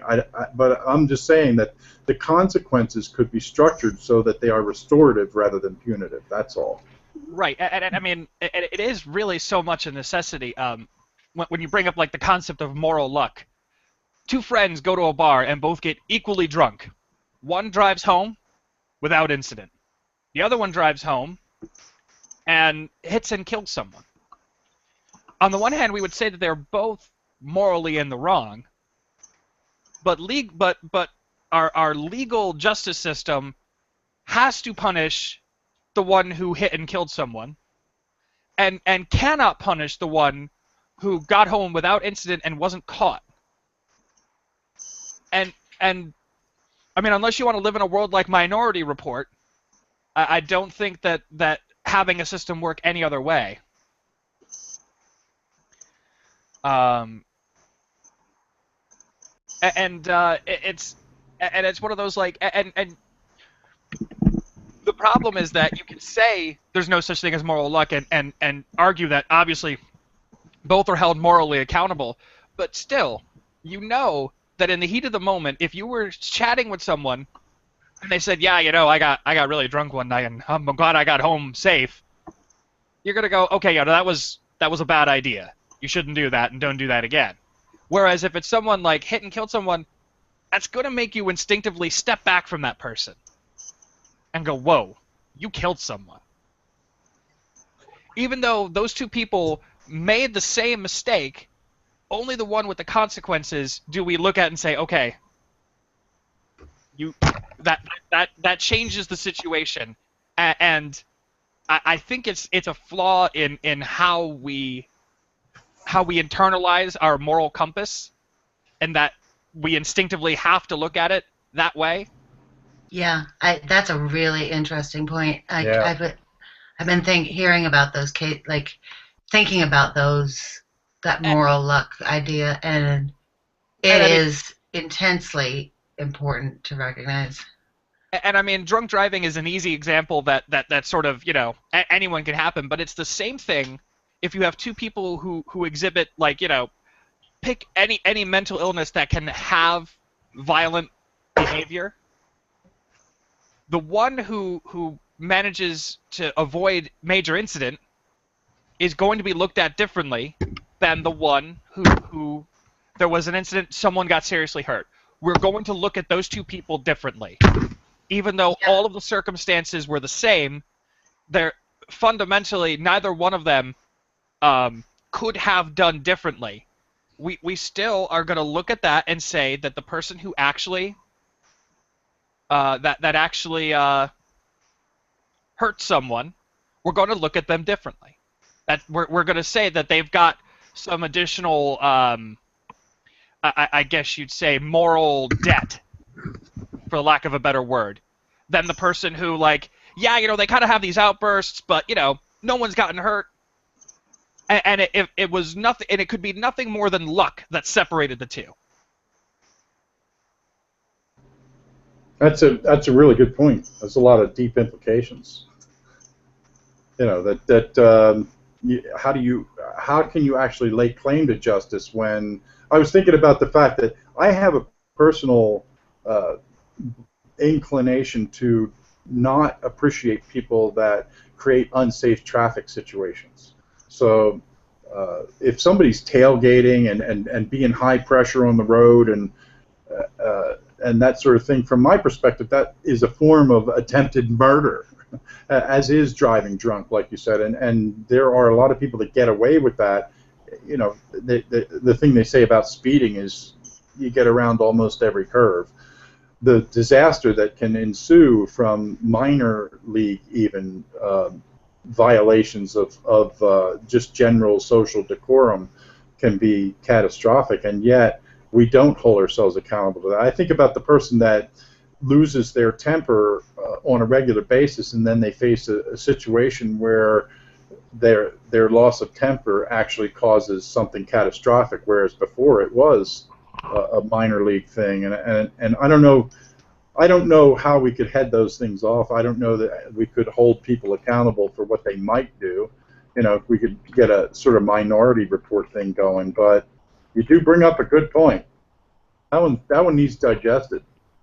And the takeaway I have is that as much as we'll denounce consequentialism from a morality standpoint, even though we understand its necessity at a legal standpoint, we are all just a little bit consequentialist. And it's to me suggests that there's something innate in us to place importance on the consequence of one's actions. Yeah, but we are also very notoriously false correlative too. So in other words, we have a post hoc ergo propter hoc kind of scenario. So we think if this happened and that happened right after, it's because this, you know, then that. And that being said, we human beings, in terms of our consequentialism, do have a tendency to think that if a person got arrested for it, it's because they should have got arrested for it. If they got prosecuted for it, they should have been prosecuted for it. In fact, I forget who wrote the book, but it has a great title. It's Mistakes Were Made, But Not By Me. and it's a great book about, and one of the ways they illustrate how we hold on to cognitive bias in that book is using prosecutors who, in the face of overwhelming DNA evidence that was uncovered later and that on crimes that they had prosecuted for early on in their careers, they still could not face up to the fact that they had made an error in their prosecutorial execution of their duties. I'm sure it wasn't, not to say that they weren't doing what they thought was incorrect at the time. They were doing what they thought was correct at the time. But even when they were faced with disconfirming evidence, they sort of denied that, because whatever you sort of made in terms of a decision, then you begin to instinctively have an ideological immune system that says, no, anything that disconfirms that is the enemy. And we humans tend to have sort of a bias toward that. I think that affects the person that got arrested versus the person that didn't.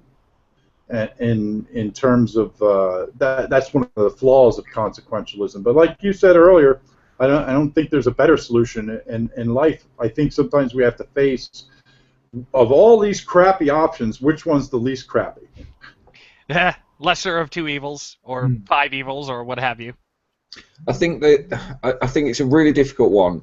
I think that the answer lies in part in education, because I mean, do we want a society where people act according to a set of morals because they're scared of the consequences, or do we want a society where people act according to a set of morals because it's the right thing to do?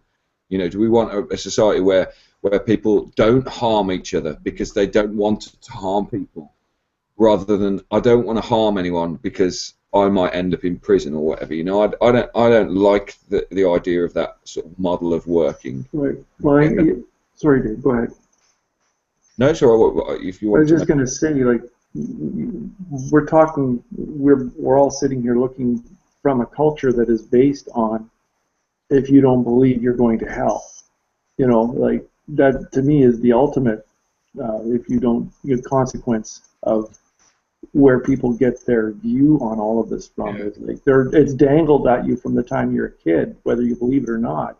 It's there, and it permeates the discussion about any of this. Like, I would love to live in a world where people just did the right thing because it was the right thing to do, and not because they were going to get beat up if they didn't. I mean, that would be awesome. No, but I don't think we're ever going to get that, because I think that there's a lot of people that aren't wired like that. You know, so I think like being in the education system, it's an authoritarian system. Do your work or you'll get a detention. Sit down or you get a detention. Don't run in the corridors or you get a detention. You know, it's an authoritarian system, and I think that, you know, and it's frustrating for me because I'm not authoritarian. But I have an authoritarian role in the school. So, for example, on Friday I was sitting detention duty. If I'm and that's during dinner time, so I'm eating my dinner. I can't be watching the kids all the time. I need to eat. But when I put my head down to eat, they start messing around, and it's just like, why? You're not messing around when I'm watching because you don't want to get caught, rather than you're not messing around because you know, well, you shouldn't be doing the messing around, man. You know, you've got to this situation now. It's incredibly frustrating, but that's the results of an authoritarian system. You know, we're creating that in an authoritarian system. So if it's unavoidable, like Gone Rogue's sort of said, and I'm inclined to agree. I think it's unavoidable because of the system we have created and the system we perpetuate, because we can't see any other way.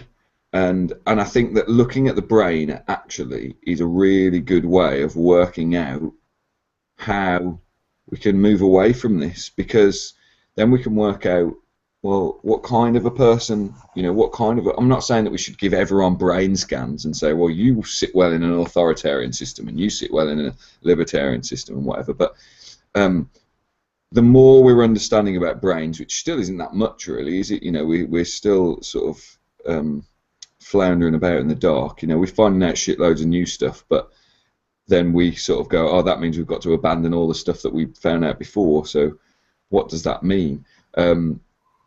So I just think, I don't know, I think that we need to be looking at things in a different way before we start working out what consequences we give to people, because of our understanding of how behaviour works and how the brain works. I mean, I've read loads about psychology recently, and you know, we get different models of psychology all the time, and they'll last for 25 years, and then we go, actually, no, that was wrong. Well, we're going to move towards this one now, and I don't know. It's just a difficult one. It makes me feel guilty and sick when I punish someone, or someone gets punished for something that you just think, I don't know if they could have helped that. I don't know if there's anything they could have done differently because of the way that they are. Well, I think the downfall of the. Well, I'm getting a real echo here. Can you mute? Yeah, sure. But I think one of the real downfalls of authoritarian systems is that it sets up the whipper and then the rowers, so that there's a trap that everybody is engaged in this process of dominance all the time. The same thing is true when you train dogs. If you set a dog up to where they respond to a dominant person, then you have to impose that dominance, that police state on the dog's entire life. So they can't adopt to the new kid coming in the house or granny coming to visit, and without that dominant person being in control, because then they will behave with dominance. That could have some harsh consequences. So I think ultimately, from my perspective at least, if you have the opportunity, you know, dominance sometimes needs, or containment, whatever you want to call it, needs to be executed, but it should be, I think, as a last resort and only in order to contain. But the bridge has to be to cultivate commitment. You do want people that are willing to do things when people are not looking.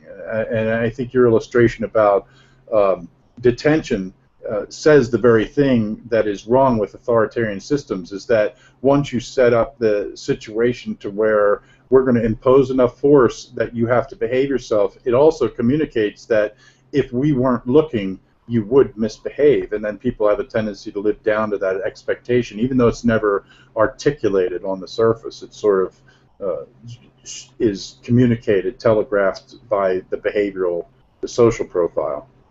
Well, there was that Well- terrible. Oh, sorry. Oh no, go ahead.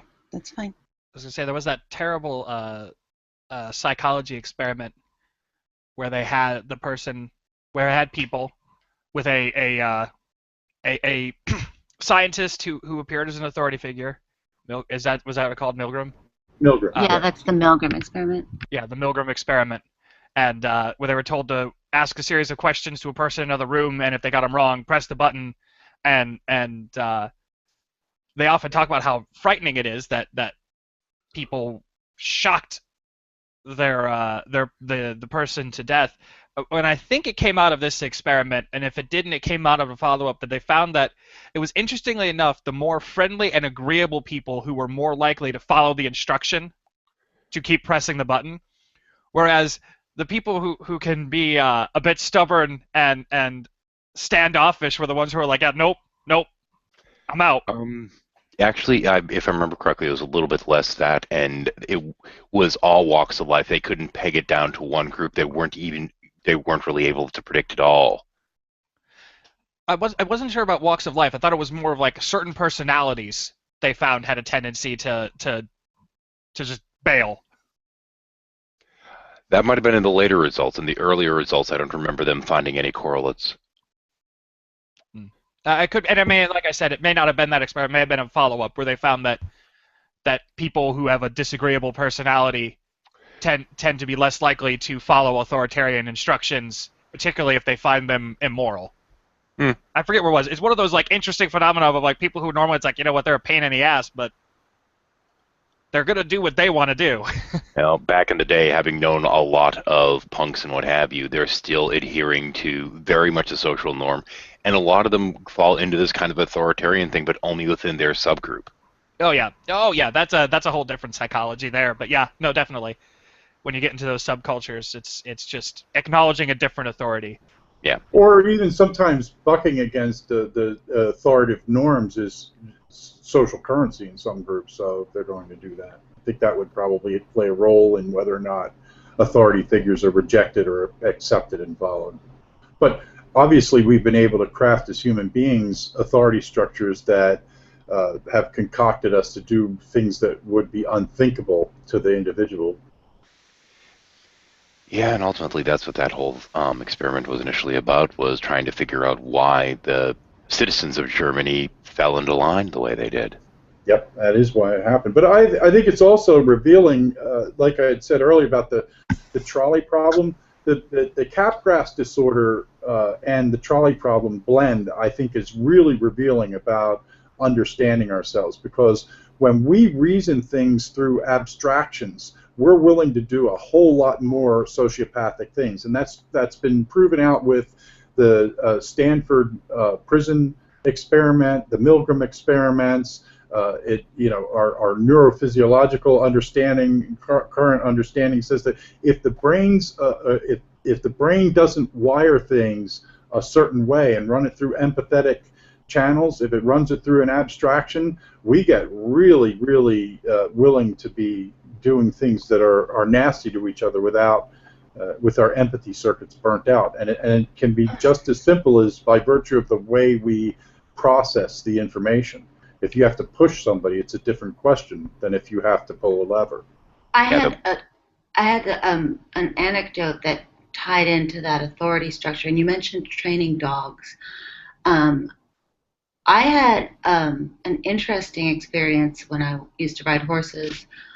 I got really close to this one horse who was actually the dominant of his herd or whatever.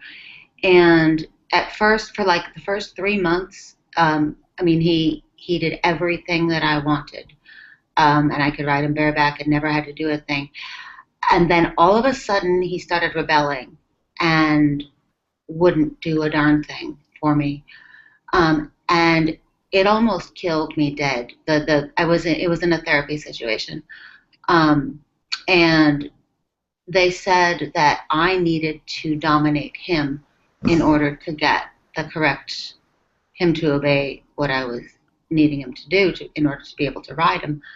And I realized so much about myself in this because I was so unwilling. I was like, no, Ranger's going to hate me. I can't impose myself. I can't, how can I ask him to do something he doesn't want? I can't use a crop on him. Like, that's not acceptable to me. But eventually I did it. It took a long time for them to convince me.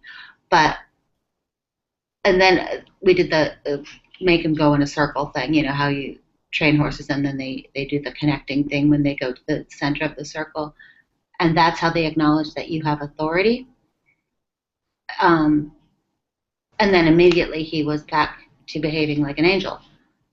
So it's just the hierarchies that they do exist in nature was the whole point of that rambling story. I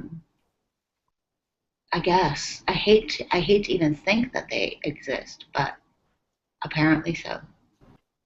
Well, I think there's a spectrum, and there are different ways to get certain behaviors, and one of them is by force, the other one is by commitment. And I think the commitment is the harder one, but it is also the more deeply rooted one, because if you get a commitment, then somebody's going to do that whether somebody's looking or not. And if you have compliance, then you set up this sort of, let me call it inefficiency for lack of a better word, but this situation where you're obligated to continue to have the police force to get the behavior, which also reinforces the desire to break free from that structure too, that prison, so to speak. So ultimately, I think we human beings are probably better off to recognize that cultivating commitment is better than cultivating compliance, but we also shouldn't be so myopic about that we recognize that everybody's wired that way. Some of us are wired for destructive behaviors, and that needs to be contained, and we need to reshape the way people relate to society so that we can perform constructively. And that asks a whole bunch of questions like, who's the decider of that, and all I get that. So, but with the best that we have to offer, with the best minds that we can assemble, I think that we need to point them at how do we heal wounds and that have come from trauma and or starvation, so that we can realize our full potential, as opposed to how do we bring the salty, spike-infested club to the cancer patient and beat them for not trying hard enough to overcome the situation. The situation. That was graphic.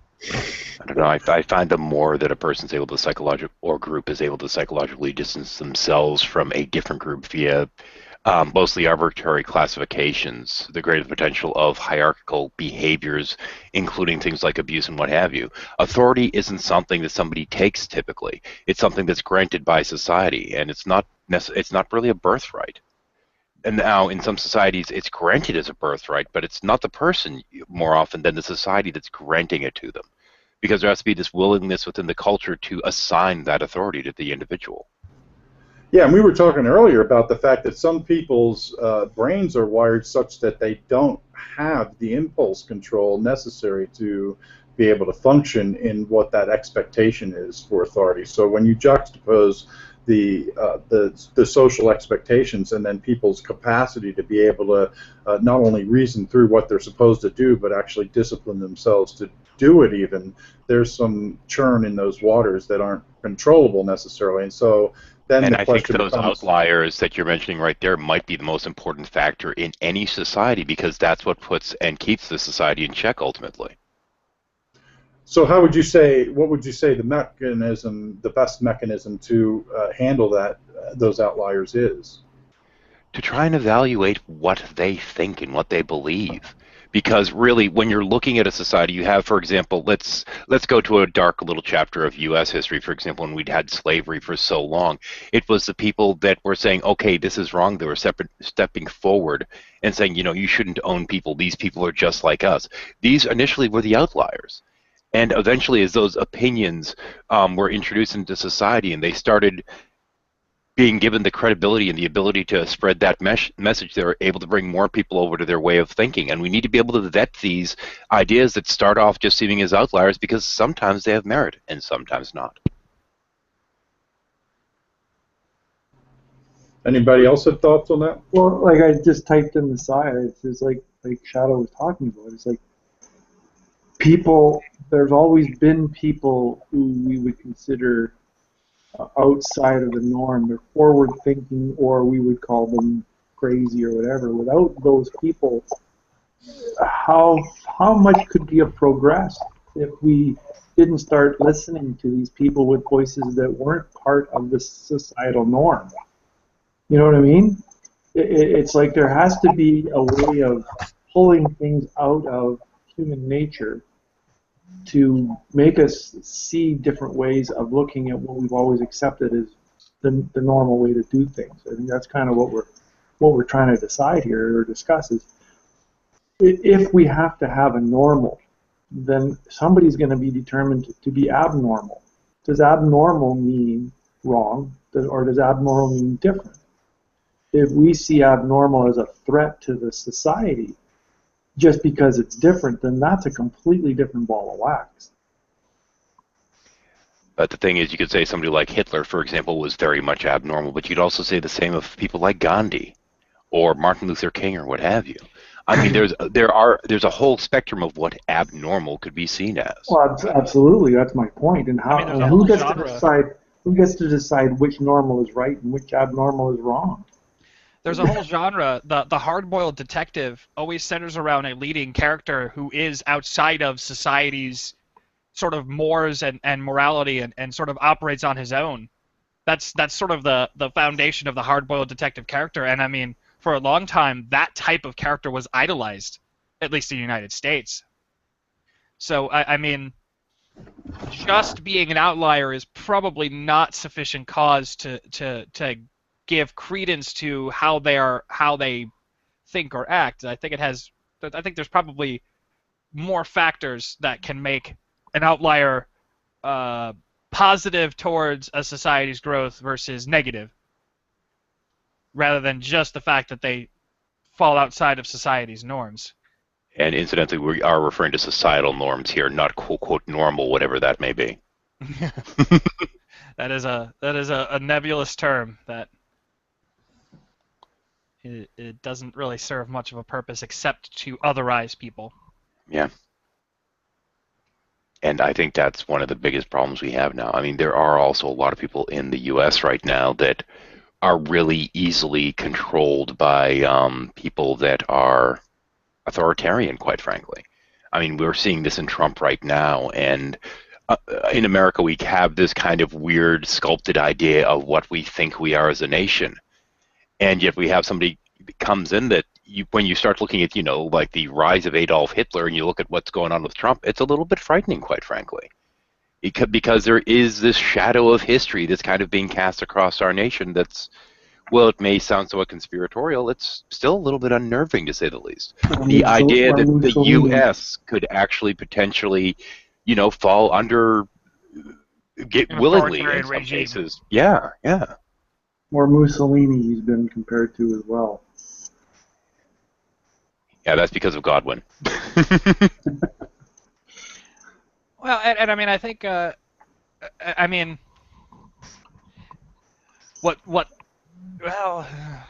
yeah, that's a whole different. Yeah, it's a little rabbit hole that I don't necessarily want to go down. I just wanted to shoot the little cue ball so it circled the rabbit hole a couple of times before moving around.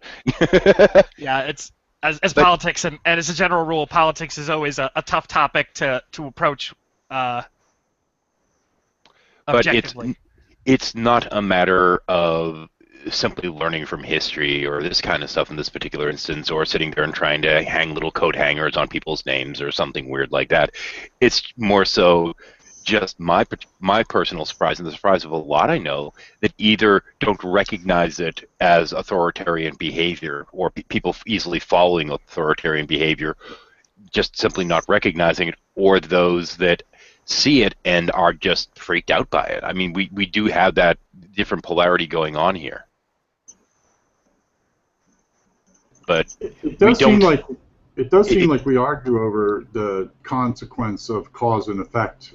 We have differences on the way that we string together cause and effect socially, and we spend a lot of time arguing about that. Oh, we certainly do. I mean, it's easy to see patterns, and when it comes to these kind of things, I'm always sitting there thinking, okay, this is probably nothing but. Yet I think that there are different sections of, whether it be history, what have you, that humanity's been very easily led by the nose down the wrong course. And usually it's not until the consequences are there staring you in the face that you actually see what's going on. I have found that there are certain consequences, at least, okay, so I could be, if I was deceived, how would I know it? So let me start with that. Yeah, that's what it comes down to, yeah. But I have seen situations where I said, this person this is going to be the consequence of what they do. Watch, and then that happened, confirming what it was that I thought. And if that particular person was somebody that I had had the conversation about, if I would approach them, it wasn't always like, yeah, I know you were right about that. I should. No, it was, let me rub some more magic words to sort of live in the bubble of my lost in my own little words world, so that I can redo it again and again and return to the same vomit again and again. So I just have this impression that our cognitive functions are not as tuned to be an accurate representation of reality the way that we assume they are, and the way that we use as a subtext to wag our fingers at each other. I definitely have to agree with that. But in terms of what we're talking about, in terms of the atypical or those that are the abnormal, so to speak, views that are out there, I think that in some ways we've had that going on for a little bit of a while. There are those that, and I don't want to pin it on like religious, irreligious, or what have you, but there's been this weird dynamic that we've been having going on in our culture for a bit of a while now, that you have people that are the extreme, like social justice, yada, yada, yada. Everything must be, bunny rabbits and flowers and yada, yada, yada. And then you have the people on the other side that are just so sick of that particular kind of movement, and no, and it's American exceptional. So you have these two sides that are tugging, and it's like everyone else gets stuck in the middle, because there isn't any way to really arbitrate who's right and who's wrong in these kind of situations. It's only time that ends up telling. Yeah, my biggest lament about that kind of stuff is that the polar extremes suck all the attention out of the room, so you can't even have a rational discussion about how to move forward or even parse the actual topics. Oh yeah, I've said that many a time. The groups are so polarized that there's just no room for a conversation to occur. But it goes back to that whole it goes back to that whole, for every action there must be an equal opposite reaction, and that seems to happen in human society as well.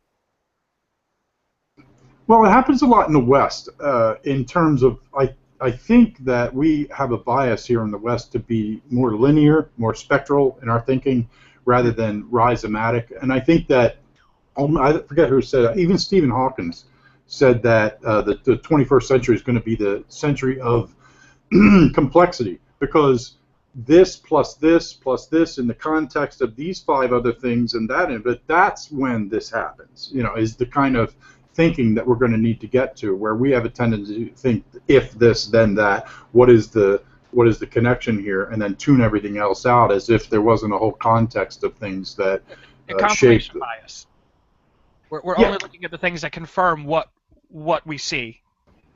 Or that certainty is a function of narrowing the picture so far down that you can't help but think it's ignorant, because it's ignoring the whole context of things that drive that particular behavior.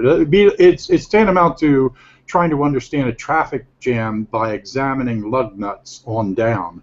You're never going to get there. It's focused on this narrow thing, which is connected to all these other things, and so you can't understand what's happening here as a symptom of a systemic cause, as opposed to this and this are cause and effect. Yeah, causal chains are always very complicated things, and we tend to only focus on one part. because even in and of itself, it's just, I always say it's just a chain of events, and you have effect, effect, effect, effect. And the moment you say that something's a cause, you're kind of stopping and ignoring everything before that. And some people ignore a lot more than others.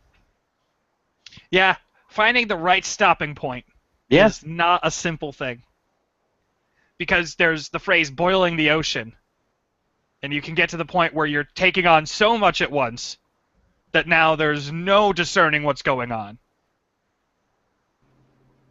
Yeah, we do have to pick the right level to understand the issue, and that's I think that that belies the accuracy of what you were saying earlier, Scott, in that we need something that is consequential, not necessarily because it's a perfect fit, but because it's the best fit that we can come up with.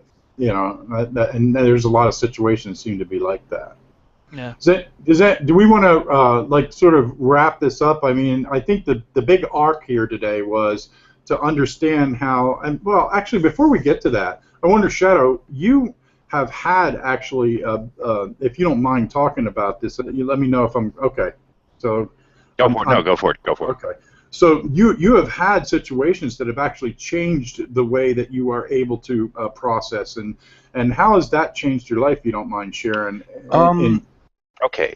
There's this notion that all of us seem to have, and it just kind of rises organically. It's something that, as you make all the little connections going through your life, everything seems to make sense, and you have this pretty firm grasp of what reality is and how the world works around you. And people don't really get how that started because it was when you were so young. And this is one thing I really came to understand, is because it's based upon confirmation through external sources, other people, etc., that you really come to understand how reality works. And this is how you get that consistency within the world around you. And we all start off, you sit there and you're exploring and you're picking things up as an infant and toddler and what have you, trying to figure out the world around you. And people are telling you things like, this is blue, this is green, this is round, this is square. And it's only initially through these confirmations of others that you come to know these things. Now, this isn't just simply knowing the dialectic or understanding the words and the concepts and this kind of stuff, but it's actually building your consistency of how reality is and how you regard it. But once that rug is taken out from underneath you and your brain's not processing things normally for one reason or another, in my case it was a stroke, and this entire part of my vision was just gone, and my brain was it was just on its own filling in all those gaps, and usually in error. So I needed to actually defer to others to make sure that what I was seeing and what I was and how I was processing things was accurate. And we take that so much for granted that, this is the way reality is and this is the way it works. And after the stroke, all of that kind of changed because I realized, no, my senses aren't reliable. They never truly have been, to a greater or lesser degree, and I've always been dependent on others around me to actually, and as well as the physical senses, touching, seeing, etc., to try and validate that how I'm seeing things is reflective of reality. Because we end up with this construct in our mind of what reality is and how it functions, and apparently in my case it took a little bit of brain damage to realize that that's not necessarily true. Do you notice that, how does that sit with you when you recognize that you are surrounded by people that are convinced of their own erroneous perception as being valid and real and all of that? How does that sit with you? I almost have to defer a little bit back to Carl Jung in that. Now, there were certain notions of Jung that I kind of did enjoy. But there was one time when he turned to his secretary upon arriving in at work and said, "Oh, I had a great time yesterday. I was up on the moon walking around." Well, this was before we'd even been to the moon. We had no idea what it was like and this and that. And she looked at him thinking, okay, the doctor's lost his mind. He thinks he was on the moon. There's something wrong here. And then over time she came to understand that what he was saying was that, no, he wasn't literally on the moon, but experientially, in terms of his mind, eye, and this and that he experienced being on the moon through this dream state, which, no, this isn't reflective of reality, but the experience can be just as real, whether it exists or happened in, the actual real world or not. And coming to understand that there's this thing that I refer to now as experiential realities versus actual reality. The experiential is that which cannot be externally confirmed, but that to the individual can be just as real and just as vibrant as what everyone else experiences.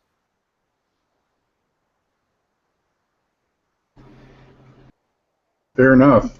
Fair enough. Would you have any advice for people out there who may be solidly recognizing that maybe their own standing of their perception of reality isn't as quite maybe as strong as they once thought it was, based on what they've heard this morning?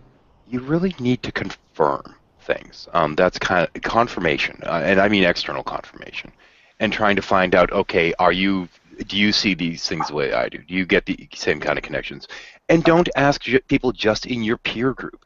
You need as wide a sampling size as possible to try to get a greater understanding, because through your own perception and through just your own peer group and people that agree with you, you're not going to really get a clear perception of what the big picture is or what reality really is like.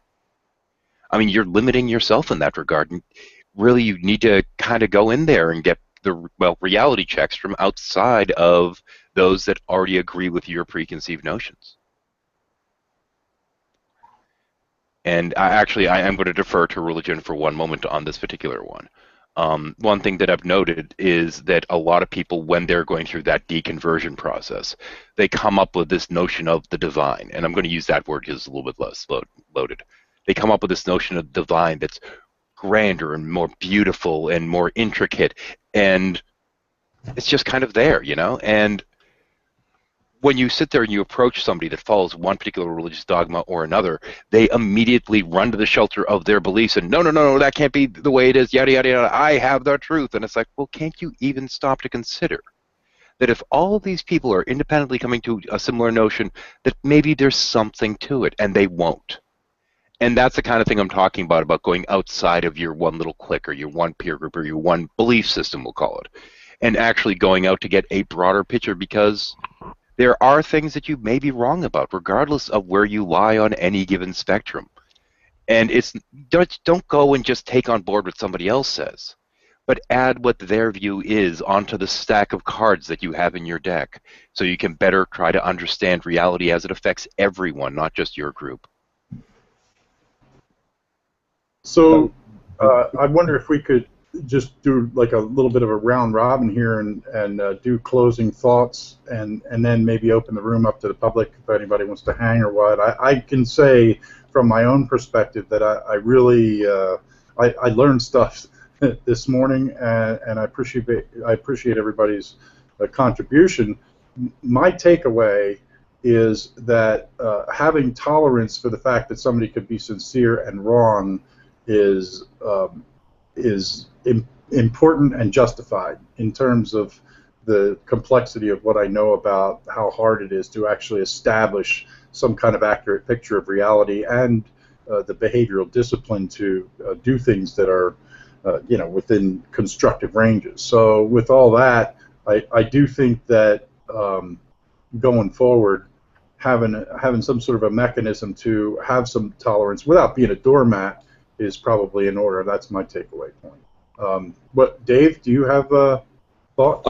I mean, I've been very, very not involved in this conversation, but what I love is the fact that the conversation is happening, and I think that that's the most important thing. I think it might have been you about a year ago, Joe, that asked the question, what is the most important question that you could ask? Well, I think that that is the most important question that you could ask, because that's how you find out what important questions are. And the fact that we're having this conversation and the fact that we're all able to sort of put these ideas in, I mean, whilst none of us are, have any political clout or anything like that, it does mean that we can start thinking about the way that we interact with those people around us and make small changes in our society, which is really important. Dave, what do you have any thoughts? Can you not hear me? Oh, I'm sorry. I'm sorry. I'm going down the line. Scott, I looked at you and I called Dave's name. Sorry. Oh my God. Just listen to what I mean, not what I say. Will you? I think my big takeaway from this is to be more mindful of when I'm engaging with someone that I disagree with. That maybe it really comes down to we are seeing different things, and tempering my eagerness to engage on something that I believe is incorrect with that notion that maybe they just aren't seeing what I'm seeing, and maybe I need to step back and realize that I can't make them see what I see, and keep that in the back of my head when I'm engaging with someone who I find very frustrating. Fair enough. James, are you there? Yep. Oh, yes, I'm here.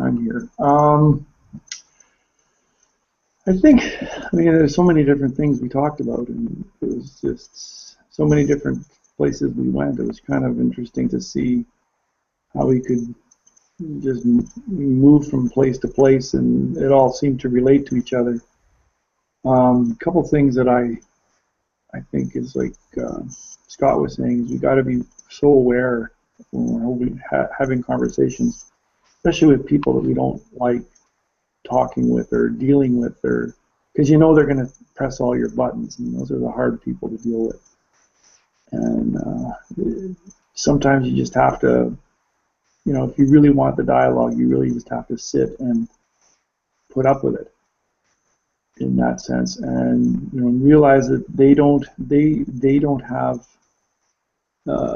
in their mind they have the right answer. In their mind, they are the right position, and even though you think you're right, like Heathen was saying, can you verify it? Can you base that your perception, your concept on something other than your own brain? So for me, it's like it keeps me wanting to keep questioning everything. You got to question. If you stop asking questions, you're in a lot of trouble.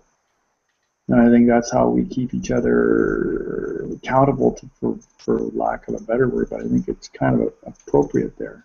But I think it also keeps us in a position of being humble and realizing that we could be wrong. And I think that's far more important when you're having any kind of a discussion. Shadow? I don't know. I kind of find that everyone is wrong. And it's kind of a weird way to put it because people want to go with everyone's right some of the time.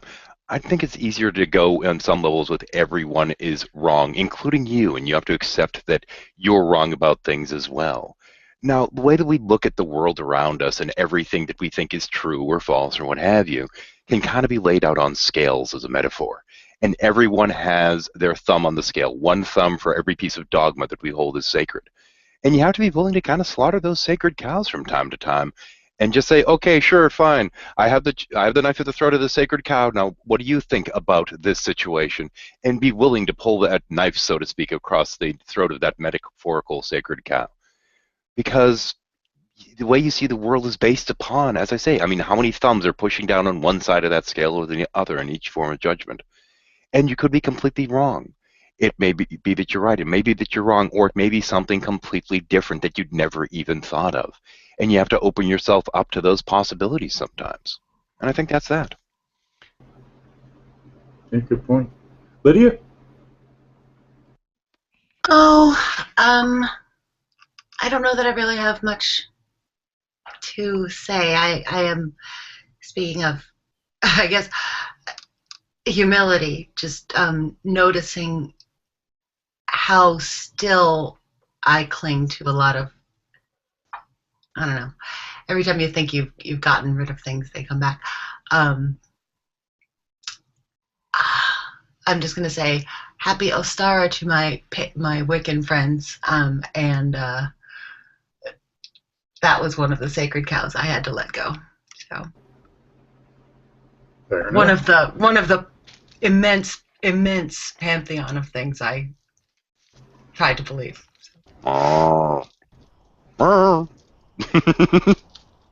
right, well, thanks again, everybody, and we're going to pop this open to the public, and you guys can hang and what or check out. I know other people have other agendas and have to do things, but I want to say once again, thanks everybody for participating and sharing. And that's it for. I mean, we're still live, but That's it for the formal. Yada yada yada. We can go informal. I thought this was a good talk. So. No, I'm kind of upset that I overslept, but it happens. I've got a question now. I've got a question, and it's based on what's just happened. So Joe's just said to us, let's all give some wrap-up thoughts, and that's what we all did.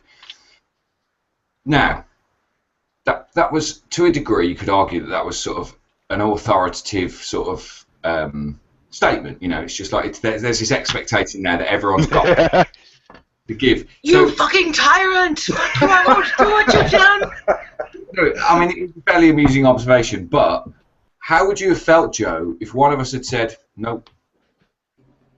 I'm okay with that. I don't have. I think facilitation. I almost did. Sorry. How would anyone have felt if we'd have questioned Joe? Because the way that you asked us was obviously very pleasant and kind. So how would anyone have felt if one of us had just gone, no? I would have probably had followed up with, all right, well, if we're not closing out, what do you want to segue into? Like, all right, it's fine that you don't want to close out, but you got to follow up. You can't just throw that out there. I, on the other hand, am sitting there trying to play to the crowd by taking notes to make sure that I can hold a coherent thought in my brain. I made the mistake of not doing that, Shadow. I'm a note junkie myself. I cannot live without some notes in front of me to keep myself focused on what's going on. I'll just lose it. Best way to sound profound, write it down in advance. I'm just not a good. I think I'm better if I have aim. The same way you basic train for the combat situation, so that when you reach that position, you don't have to think it through. You're doing something by rote. That I like to prepare at least as much as I can, but I'm willing to throw away that preparation if things go different directions as well. So I think it's a blend of structure and flexibility that gets you the most bang for your buck. Yeah, but I mean, so I guess the thing is what the kind of point I was trying to make is that you did it in such a polite and civil manner that we all felt. That as soon as you said, right, okay, we're going to close out, and I'd like everyone to, well, can everyone give some, some closing thoughts? But immediately, I didn't think, well, should I? Is that the right thing to do? I immediately went, right, what are my closing thoughts? What can I sum up here? Rather than questioning whether it was the right thing, question, was there some kind of motive behind what you were saying? So it's only after the fact that I'm able to then go, should I have questioned that? Was that the right thing to do? Was he doing it because he had some kind of ulterior motive? Or, and I think that it goes back to the things that we were saying, especially about brain. Have you got a machete there? God. This? No, this is just the wrist rest on my keyboard. I take it off and play with it. But like the point, I think, you said, Joe, it's not about looking through the rear view mirror, it's about looking through the windshield. And I think that sometimes you have to look through the rearview mirror because you can only process what's happened after it's happened, and that's unavoidable. But then the question is well, can we be more, or can we be authoritative, but in a far more kind and loving way? And would that be right? Well, I think it's a matter of degree that when there's children, you have to get compliance because they don't understand. If you run out on the road, you get crushed or whatever. So there's certain situations that demand that. But I think ultimately the transition between immaturity and maturity is that you then make that transition to wean the person from a compliant person to a committed person, so that they do things for each other rather than because of each other. And to me, that seems to be the progression of a fully forged, committed relationship. And I kind of like that arc, and so I try to cultivate it. That's my perspective. So what you asked is not an either-or situation. It's situationally dependent from my perspective. Well, a good amount of our behavior actually depends on predictive modeling, really, when it all comes down to it. Trying to figure out what the potential consequences are and these kind of things. Right, but if I understand Dave's question correctly, he was saying, that doing things because you fear the punishment is different than doing things because you're committed to the relationship, even though on the surface they might look the same. Oh yeah, actually, the example I was going to throw in there is the infamous "Do I look fat in this dress?" question. Yeah. Because it doesn't have to be some grand thing. It can be something as simple as, I don't want to offend. That's certainly one where you have to look through the rearview mirror and the windshield at the same time. Oh yeah. That question is one of the things that. Oh, sorry. Go ahead. Go ahead, Dave. I'm sorry. I was just going to say, and then you hit the wall anyway. So. And this is why you learned diplomacy. Like, it doesn't look flattering. The fact that counter impulse exists is one of the reasons why I was so unable to let go of my body dysmorphia. Not that I asked, but I never trusted a single thing that came out of anyone else's mouth regarding it. There, I don't know. Yeah, my tact was to be brutally honest whenever questions of any kind of ilk were brought up, and that had its downsides too. Oh yeah. Not that I was always appropriately applied that philosophy, but I wanted people to be able to trust that I was saying what I thought, and so when I cultivated relationship, I would say things like, I will commit to share my perspective, but that doesn't mean I'm right. So if you want to ask me questions, you also have to be aware that I'm giving you my best, but my best might not be accurate or good enough or whatever. I can only give you my best. That's it. Well, there's the old adage of don't ask a question you don't want the answer to. Or as a lawyer would say, don't ask a question you don't know the answer to. Exactly. Actually, I'm going to take a little bit of a weird turn with that one. My wife has this one skirt that's basically made out of ties for all intents and purposes, almost this flower petal look to it, and everyone has a different color and a different pattern, and as far as I'm concerned, it's the most hideous damn thing in the world. However, strangely enough, since my wife loves it and is confident enough in it, it's actually something that I get a kick out of whenever she's wearing it now. Because sometimes you have to evaluate your own thoughts on it instead of just, going with that which comes first. Ultimately, it's somebody else's perception of something that, given the opportunity, can change your own viewpoint, and I think that's an important thing to allow to happen. Well, yeah. Jerk is usually not the correct answer. Otherwise, you get all your favorite shirts thrown out too. There might be a metaphor in there somewhere. Oh, it is. Say, Dave, you were talking about getting kind of a negative reaction to being put in a position in an office where you have to be an authoritarian figure. What is it about that you feel like is destructive, and what is it about that you feel like you have wiggle room to be able to?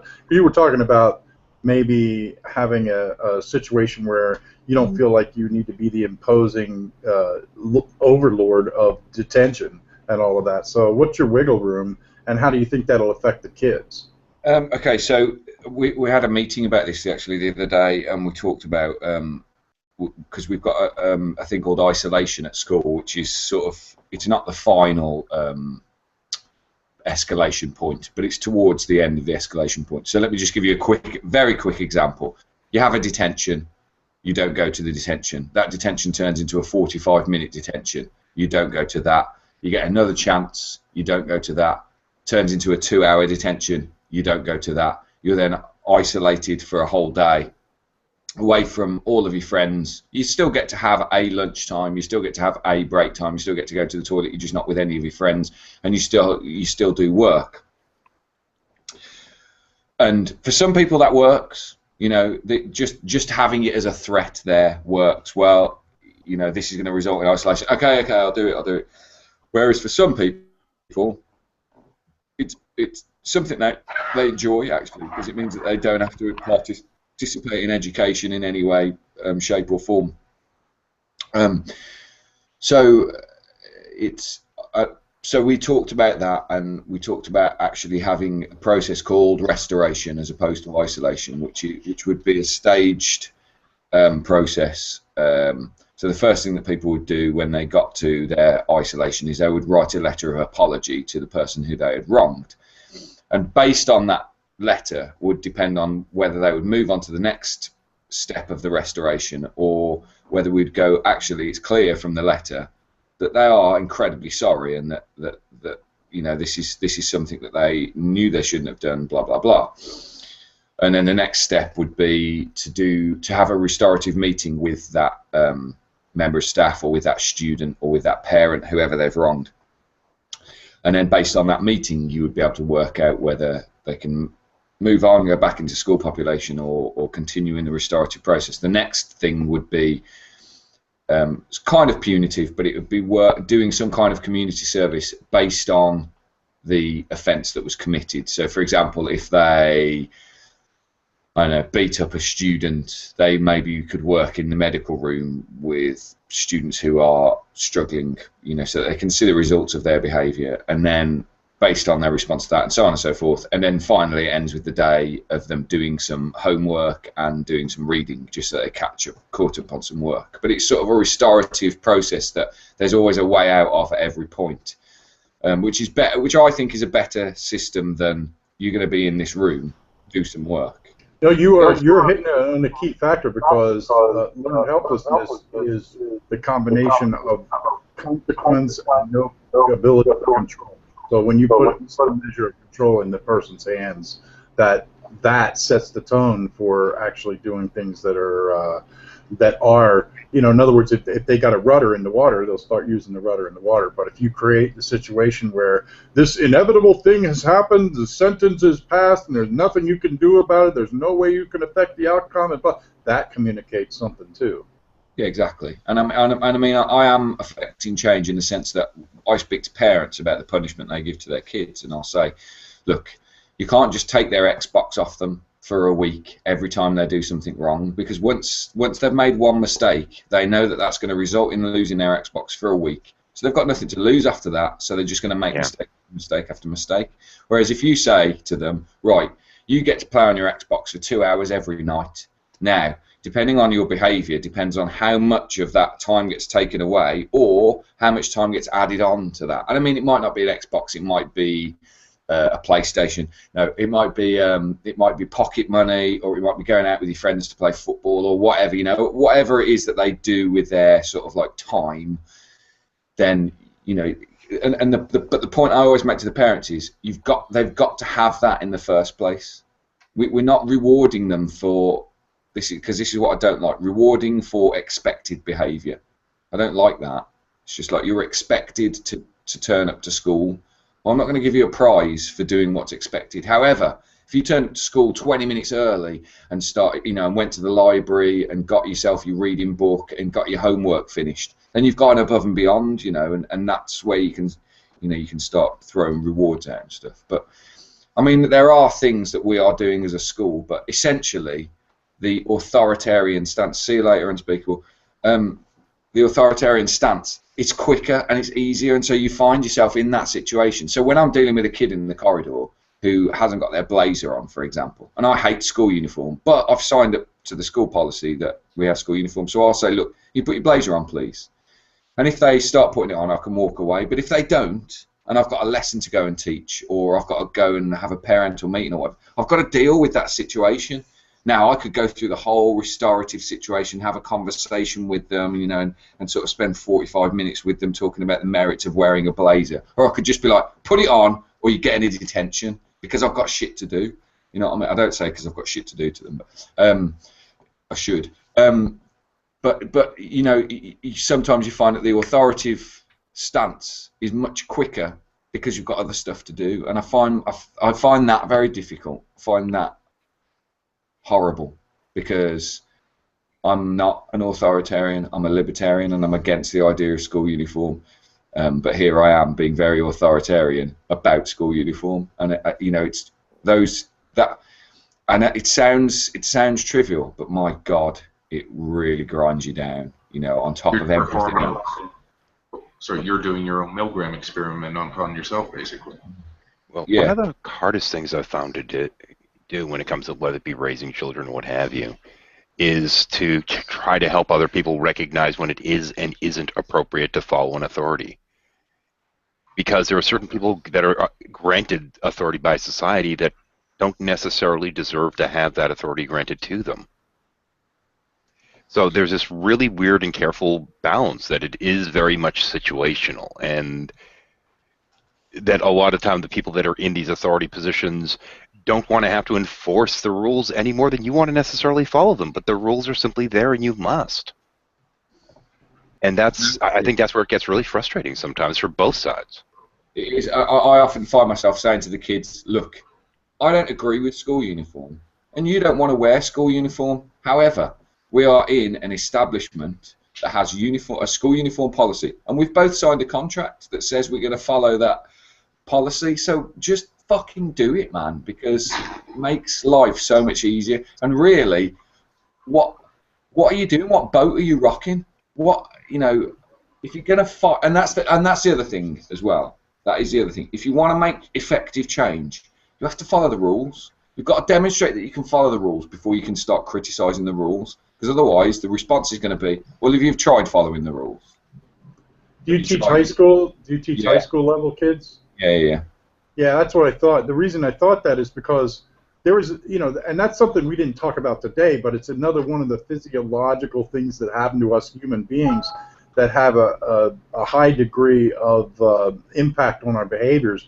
When we reach adolescence and the hormones start pouring out, one of the things that adolescents do, particularly males, is they set out defying the convention.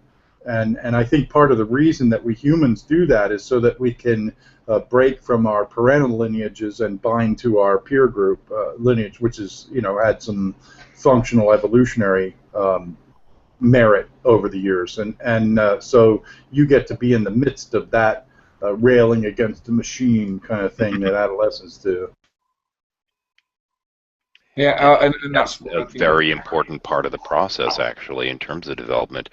And I wonder because, with a lot of different social groups out there, that they really hammer down on kids when they're in that defiant time period. And instead of simply accepting that it's important to question authority at times, there are a lot of people that are like, no, you must follow in line. And I think that can be disruptive to somebody's individual development.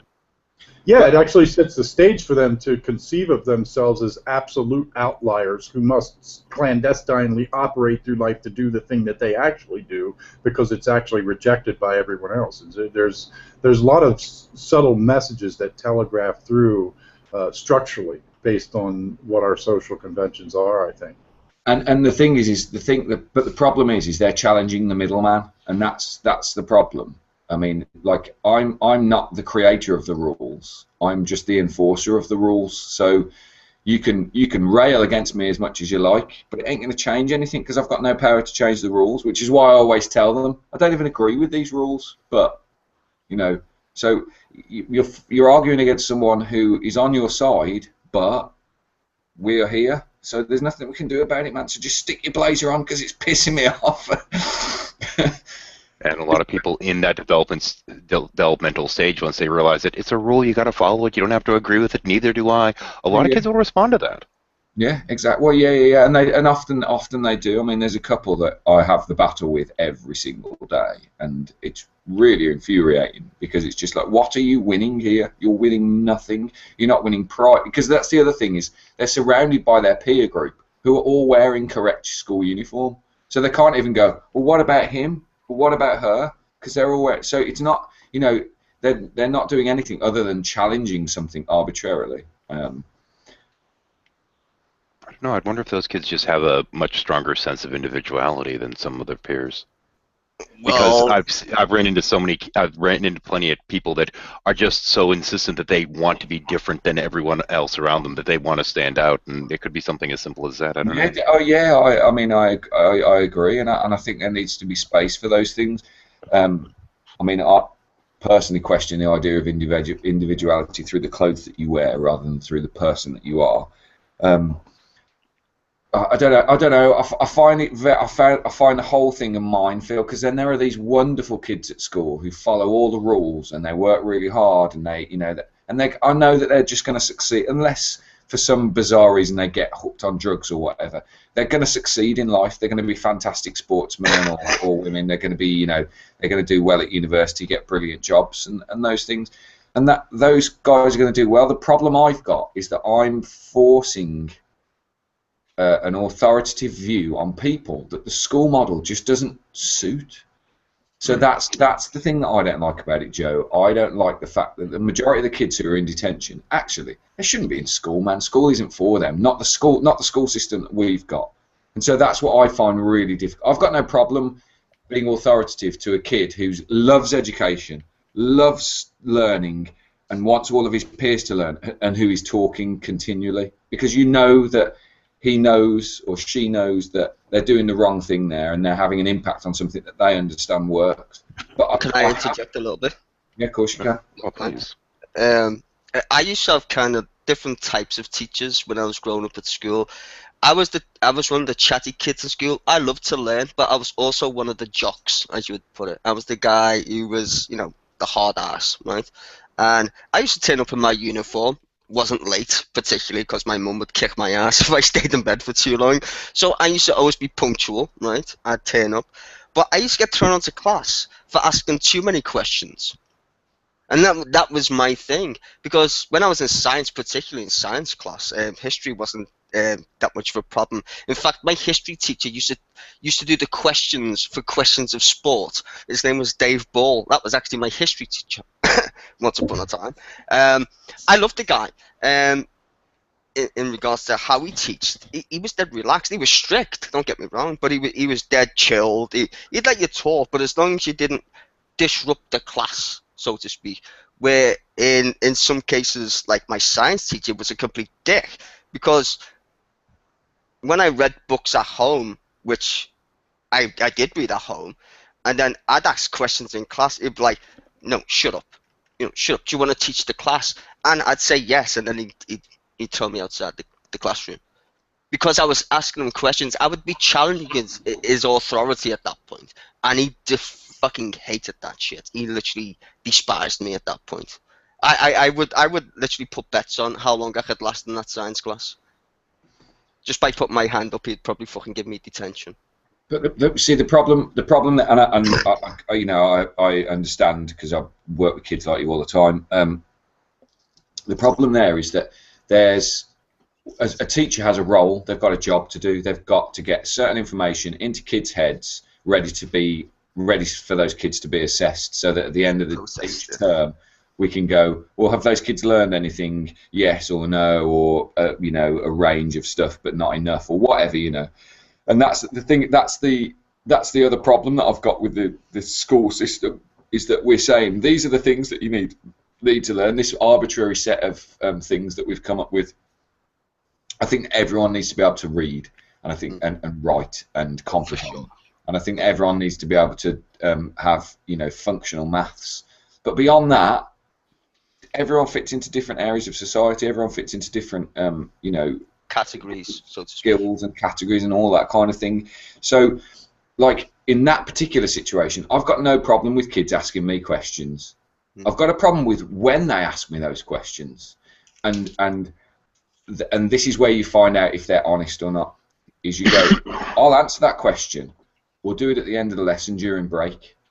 And suddenly they don't give a fuck about the question. They don't give a fuck about asking that question. Well, the funny thing is, I always used to wait until he asked, has anybody got any questions? Oh, yeah, that's fine. Just wait, you know, I'd be like, yeah, I've got a question. And he'd be like, you know, I'd ask him a question, and then he'd say to me, do you want to teach the class? Because I literally knew more than he was teaching in the class. But he was confined, like you're saying. No, I've got to teach this. Stop asking stuff that's way above what I'm supposed to be teaching you. This is not the lesson, you know. And I'm like, well, why aren't you teaching them about this and that? And he's like, do you want to teach the class? And I'd be like, yes.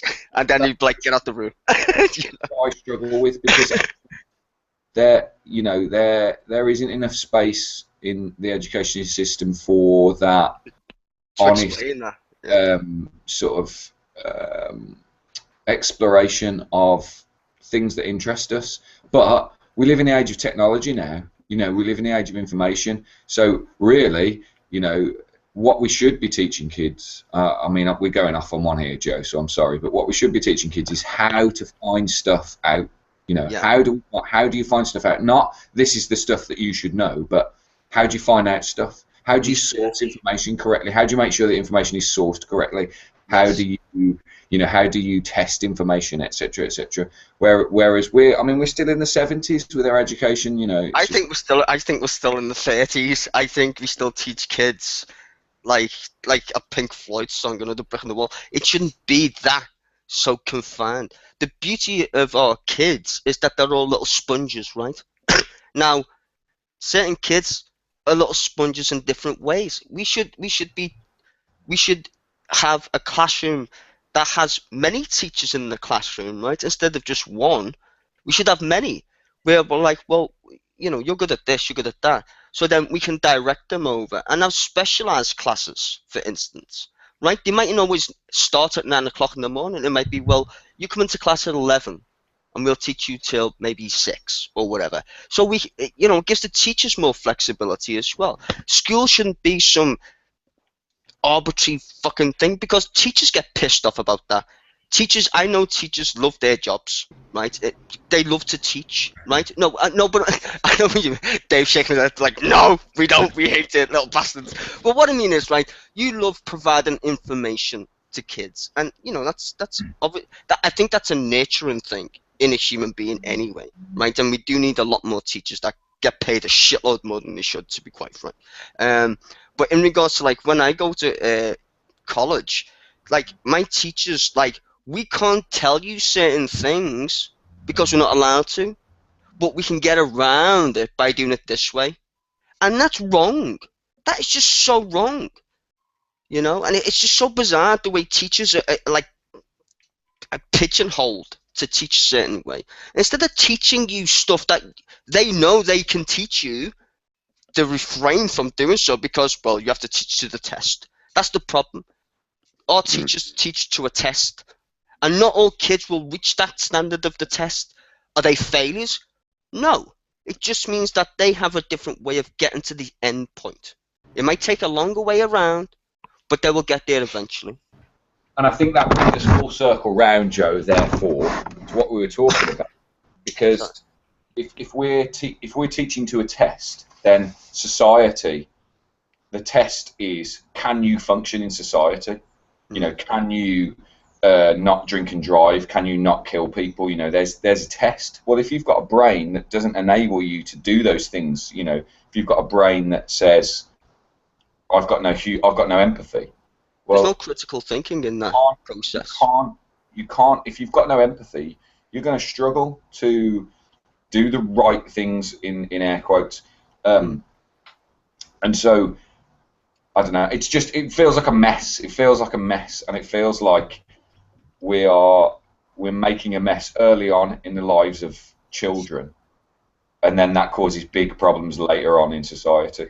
I think you're right. I think that schools have traditionally been, at least there's been a trade and academic side of education that sort of split off at a certain point in history when it was necessary, but I think that it has long outlived its shelf life. So these academic aspects have gone to this notion that installing information in people's heads is education. We conflate that with education, and it's not. You have to actually satisfy innate curiosities and be able to actually accomplish and do things. I think if schools were arranged around things like, okay, we're going to engage the whole 7th grade, let's say, in forming an economy. Okay, so here's the manufacturers of this, and here's the manufacturer, and you guys have to decide, negotiate contracts, but that would make all of a sudden there's math, there's government, there's rules and regulations, there's laws Geography in a weird way as well.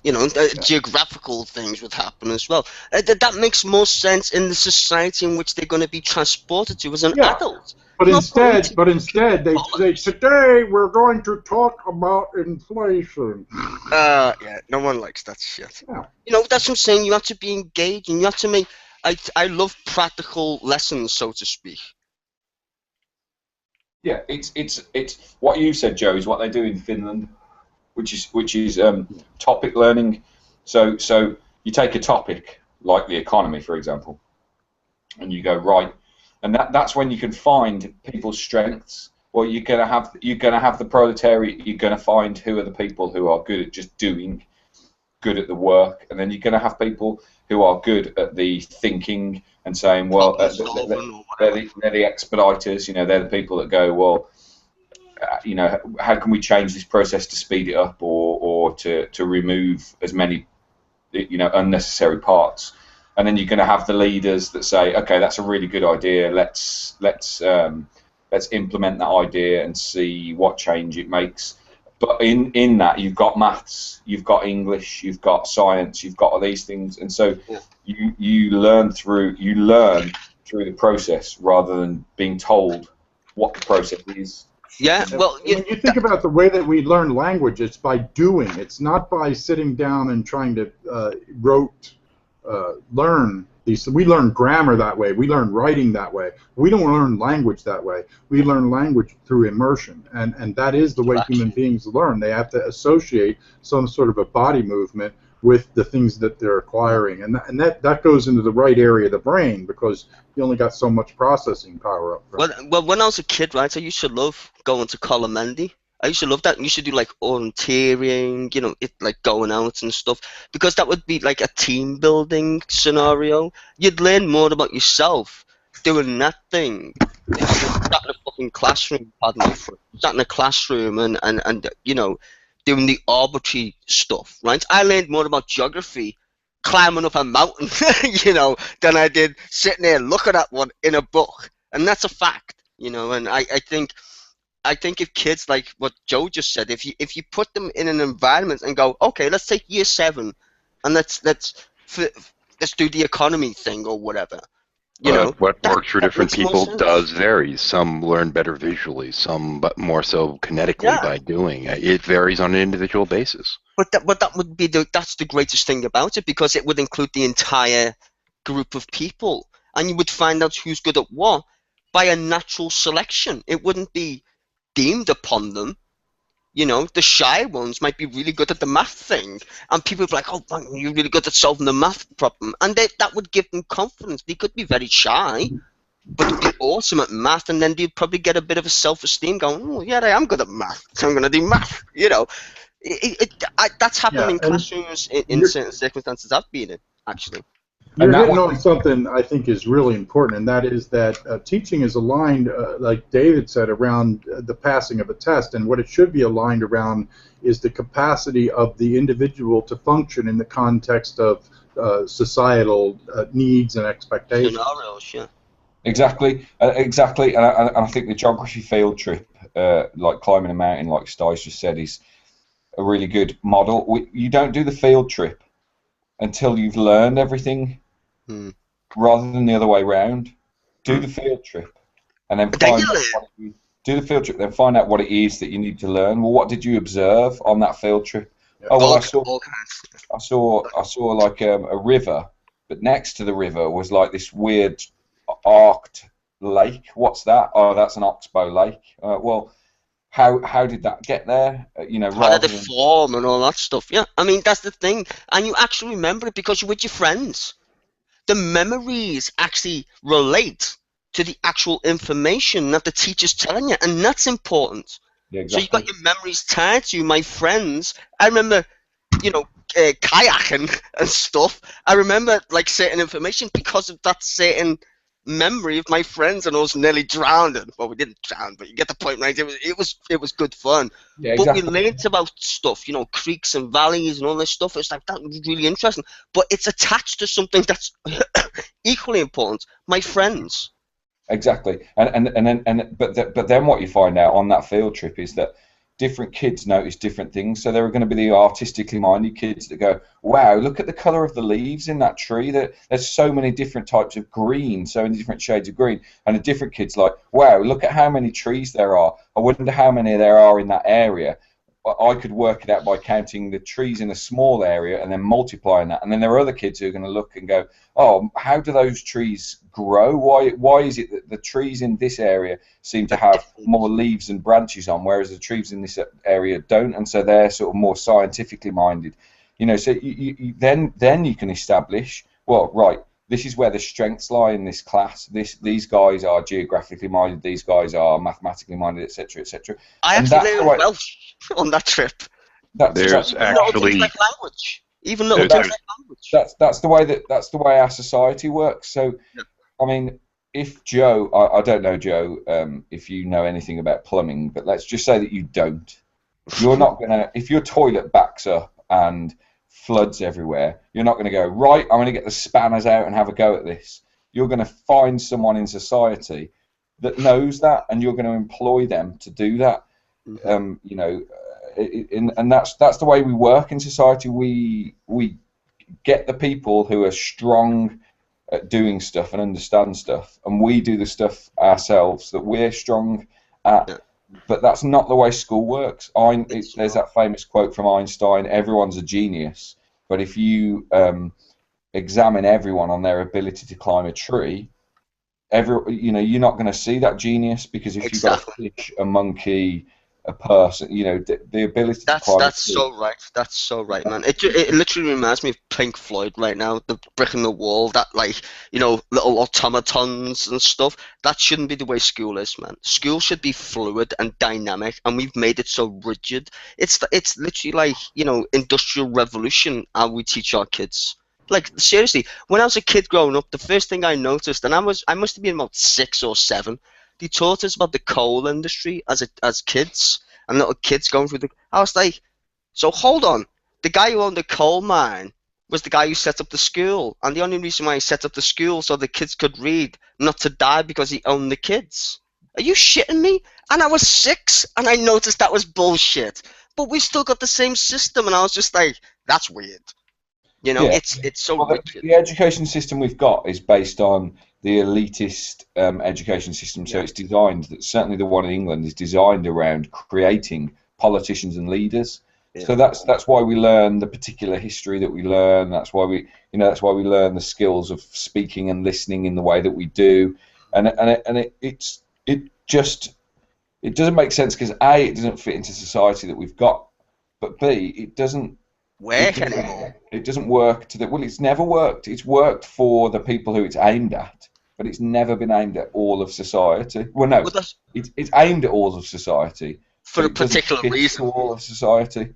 Yeah. And that's the frustrating thing. But I do want to ask you one thing, Sty. Yeah, go for it, man. Can you say kayaking again? Kayak. Kayaking. Kayaking la. Fucking kayaking.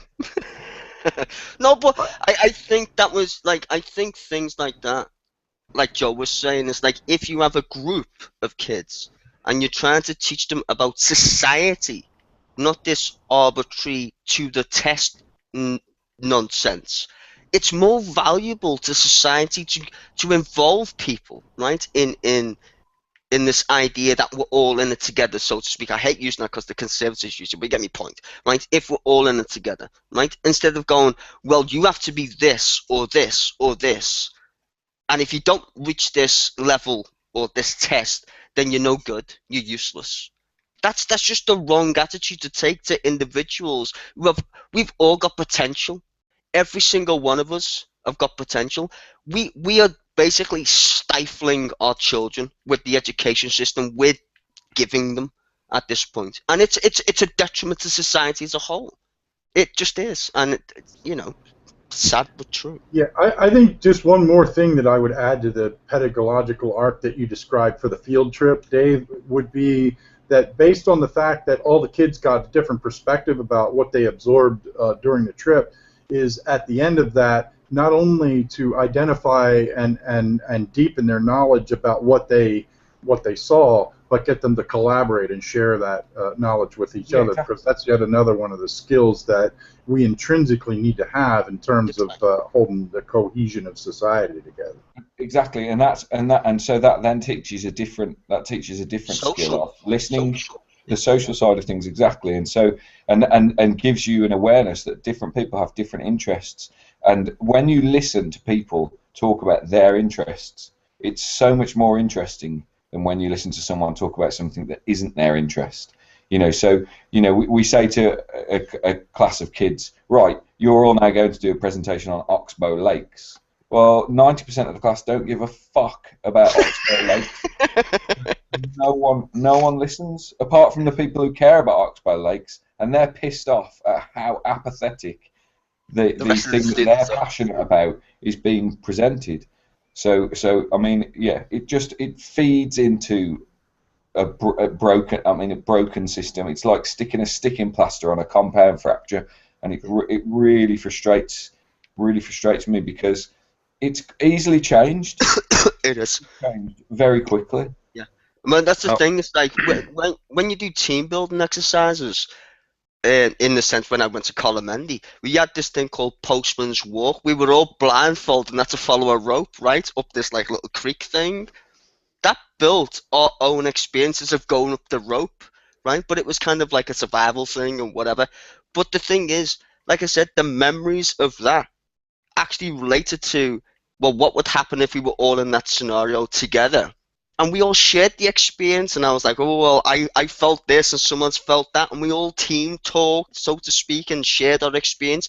That's a social bond right there that should be developing kids, And we're all different types of kids, black, white, girls, whatever, from different kind of backgrounds, but we all shared that one experience that made us think, yeah, well, we can, develop certain skills, and I learn from other people just as, they probably learn from me.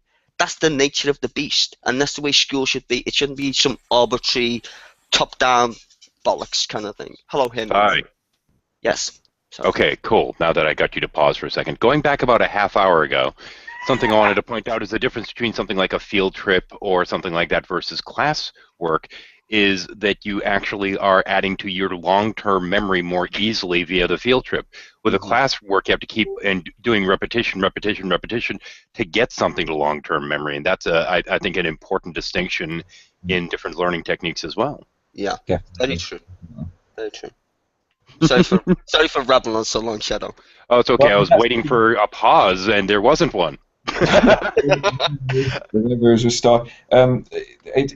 about metacognition, isn't it? That's what we should be teaching. Yeah. Learn. That's the thing. And right now in England, the education system is taking a good 50, 60 year backwards step. So we are moving more towards lecturing. Government have stopped us reading American texts at GCSE. We can only, we've got to study 19th century romantic poetry. I mean, that is bullshit. If you're into 19th century romantic poetry, then that's fantastic. But if you're not, it's absolute. And yeah, it's boring. Well, yeah, but it's frustrating because it's ignoring. So, like, we don't do Of Mice and Men at GCSE anymore. Well, Of Mice and Men is such a good book for teaching how to deal with, how to avoid sexism, how to avoid racism, how to avoid oppressing the weak in society. It's such a good book for teaching it, but because it's American, nope. That's stupid. I actually learned that when I was 13, I think. I read Mice and Men, read Shakespeare and all that good stuff when I was a kid as well. Not that I remember most of it, but still. We study Shakespeare like he's the only person who writes plays. Okay. No, but Mice and Men was also one of the most important things that we read as well. That's what I'm saying. Like when I was a kid, it's like everything was on the table. I had a good history teacher, to be fair. Like I said, the guy used to write questions for Christmas Sport. Not that makes any difference, but the guy was a really good history teacher. Might have been actually making a point, Stein. No, I'm just saying, like, Dave's right, though. That's stupid. I read it when I was a kid, like, But when you read a book, it's same as the geography field trip. students are going to have different responses to the book. Some are going to be like, wow, the way this is written is beautiful. Some are going to be like, oh, the way this is structured is really interesting. Some are going to be like, oh, the subjects that this brings up in society is really interesting. You know, some kids are going to be like, oh, it seems that there's an average of 325 words on each page. They're all going to look at it in different ways, and you know, everything has, and so therefore you can start to, like Joe said, you can then all talk about those different things and share and learn from each other about the things that you're passionate about. But you're not allowed to do that, are you, Dave? Though you're just going to go read that, do a test. That's what it's. You're going to you go read that, and these are the things that you should get out of it. Yeah. So you should get that. It's wrong to mistreat black people. It's wrong to be misogynistic, and it's right to work collaboratively together. And if you don't get that, then you've failed. You've failed if you don't get even though one kid might think, well, what about the social interaction? Who doesn't correlate any of them, but comes up with a different perspective of the book. Yeah. That kid hasn't failed. He's just come up with a different idea. But according to the test, he's failed. Which is the sad part, for me anyway. Yeah. I'd love to be a teacher if I was capable of doing so. I would love to be a teacher. Because I would lecturing. Yeah, I think Dave was speaking to the fact that teaching as it stands today has some structural deficiencies that need to be overcome for it to actually be something that you could be energized about. Because, Sty, if you got into a teaching situation, you would be rogue. Or you would be... I'd get the sack the first day because I'd just tell the kids the truth. I'd be like, look, guys, you're here to learn. I'm here to teach you, and I'm not going to teach you to the test. In fact, I'm going to tell you every answer to these idiots who told me what to tell you. I'd instantly get the sack right there and then. Like, because I'd be so honest with my students, I'd probably teach like 15 to 16-year-olds. Somewhere that round, because I could relate to. I'm more relating to that age because I remember so vividly being that age and being eager to learn stuff. But yet my teachers, I always remember saying this to, like, when I was like at that age, I love teachers who used to tell me stuff. I never liked teachers who talked down to me, though. I hated that. I hated teachers who talked down to me. The teachers I respected were the teachers who were strict, which is weird. But they always give you some semblance of recognizing you're a human being. You know what I mean? Like they talked to you, not at you. They were my favorite teachers, and they were the strictest ones, but they were always somehow better than the stupid idiots who tried to control the classroom. Everybody shut up, and then everybody would just be like, you're having a fucking joke. But the ones who came in very calm, who would let it be a bit rowdy at first, and then be like, whatever, you know, and then they'd be like, okay, everybody calm down, let's get to work. They just had a presence about them where you recognized that they gave a shit. Honestly, I do believe that some teachers have a presence about them where you walk in a classroom and you know he's not going to fuck around, so you do your work. He's going to let you get away with a little bit, but after that, shut the fuck up. Yeah, but I mean, sorry, go on. Sorry, I've spoken far. No, I did stop.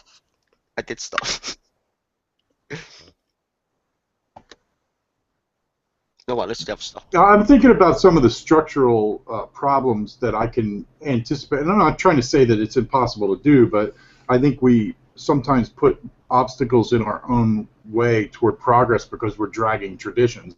I mean, we have a tradition of that in human culture.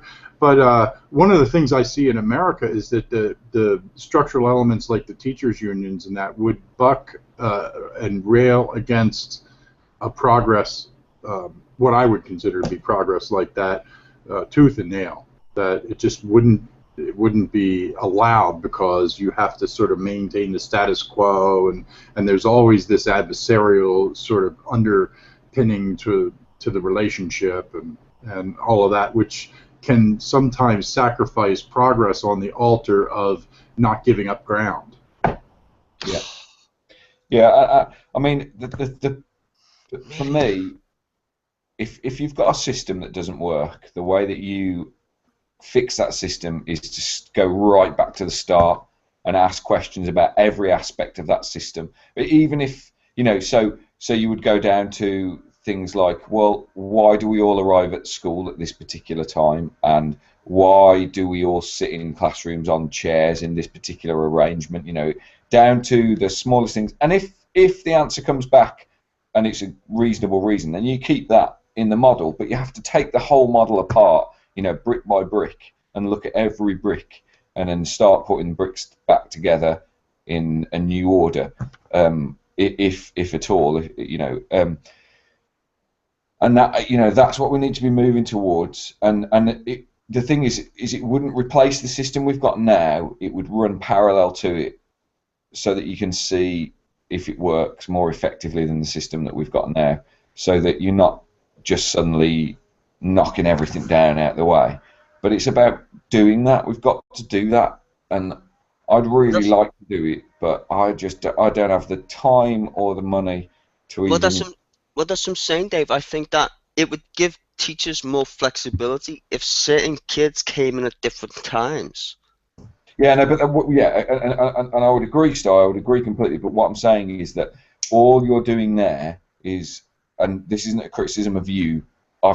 Believe it or not, I've had this conversation thousands of times. Okay. What people do is they go, right, this is one thing that's wrong with the system. If we just change that, it would make an impact. It wouldn't. It was like sticking a sticking plaster on a compound fracture. The whole thing needs taking apart because if you make one change in the system, you've still got the flawed system as a whole, and so we could change the way that we examine kids, but then we've still got a system that leads towards that exam. So you can change the exam as much as you like. You've got a broken system at the start. It's the whole thing that needs taken apart, and that's a massive process.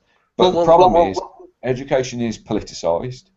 So it's run by politics, not by educationalists. It needs to be depoliticized before we can do any of this stuff. So it's Actually, no longer that was a question that was raised on the question time on Thursday.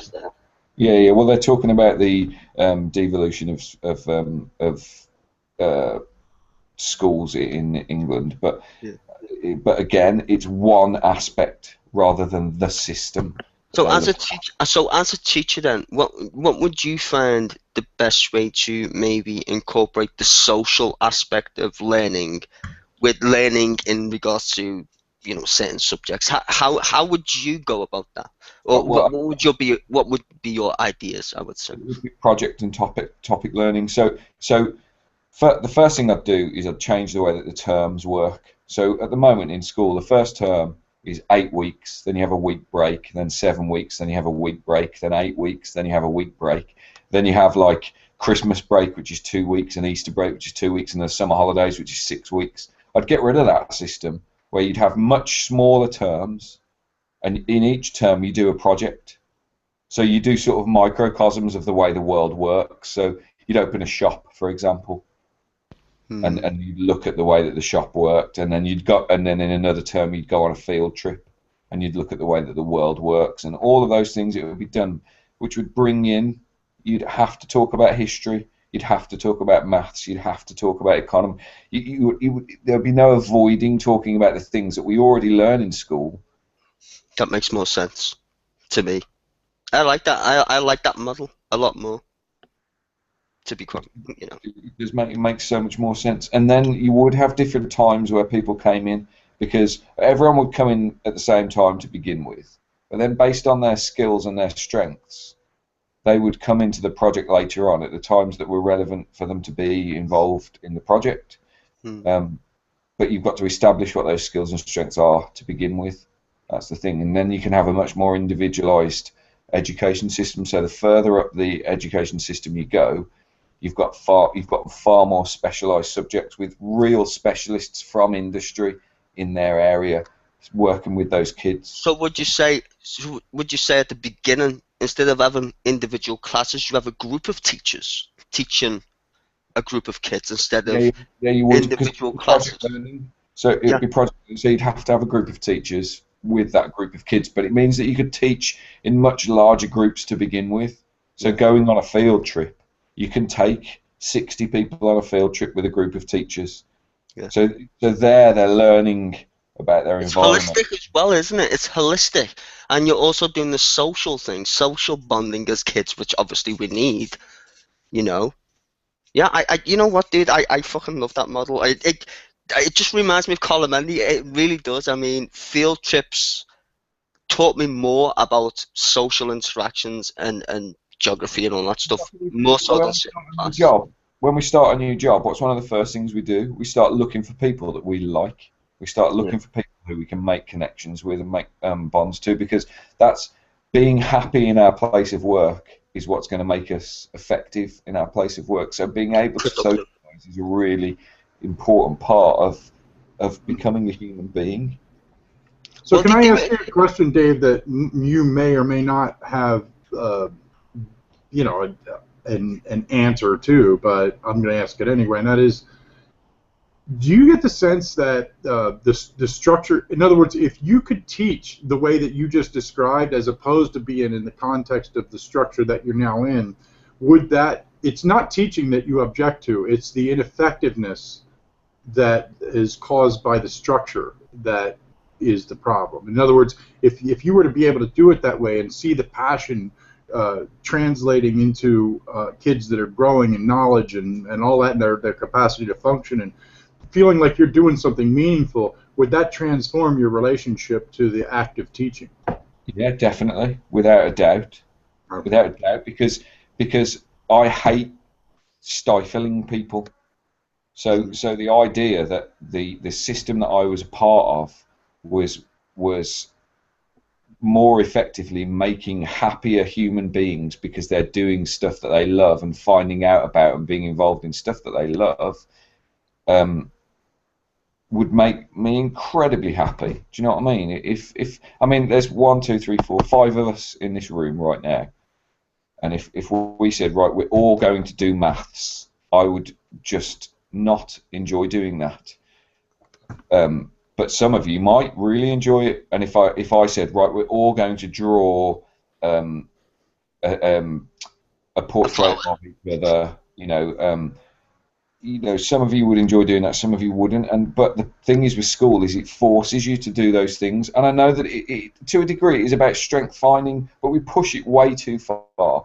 So the assessment thing really bothers me. Everybody has to do GCSEs at the end of their secondary education. Everyone does. So basically what you're doing is you're taking a whole group of kids and saying, we know you're shit at this, we know that you're going to fail at this, but just to really piss you off, you've now got to go and spend 2 hours in that hall filling in an exam that you're going to fail.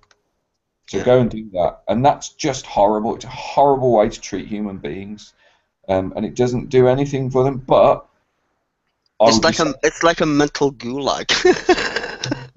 Have you ever heard of Marcus Buckingham? Have you ever heard of Marcus? Sorry, go on. Have you ever heard of Marcus Buckingham? This is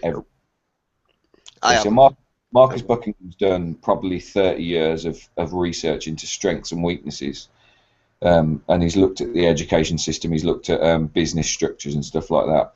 And what they've found is that if you encourage people into their areas of strength and away from their areas of weakness, not only does that make happier people, but it means that their areas of weakness improve. I agree with that. Very good point. So what, you know, why are we forcing people into their areas of it's this natural thing that we do. Your child comes home with a report. They get an A in English, a B in maths, an E in science, an A in German, an A in art. And what do we focus on? The E in German. Why have you got an E? You need to work harder at that, rather than going, right, that's obviously not something that you shine at or any good at. There's really no point you pursuing that any further. But you got an A in English. Let's focus on that. Let's get that to an A star, or whatever. Obviously with a conversation that goes along with that, because it could be that the kid goes, yeah, but I fucking hate English. I want to give one caveat for that. They actually don't do that in sport and athletics. That's the only realm I've seen where we don't focus on people's weaknesses or developmental areas, developmental needs, whatever we want to call it. We do play to their strengths, and over time, their weaknesses start to turn into their strengths by doing. Yeah. But not initially. We don't. No, I think initially, if you have a good coach, you focus on the basics, right? I mean, It's almost initially, as in with children. I mean, when we start. I mean, initially with children.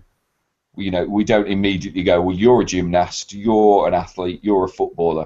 You know, with children, and that's what I'm talking about. It's that developmental stage. Ken Robinson, Sir Ken Robinson.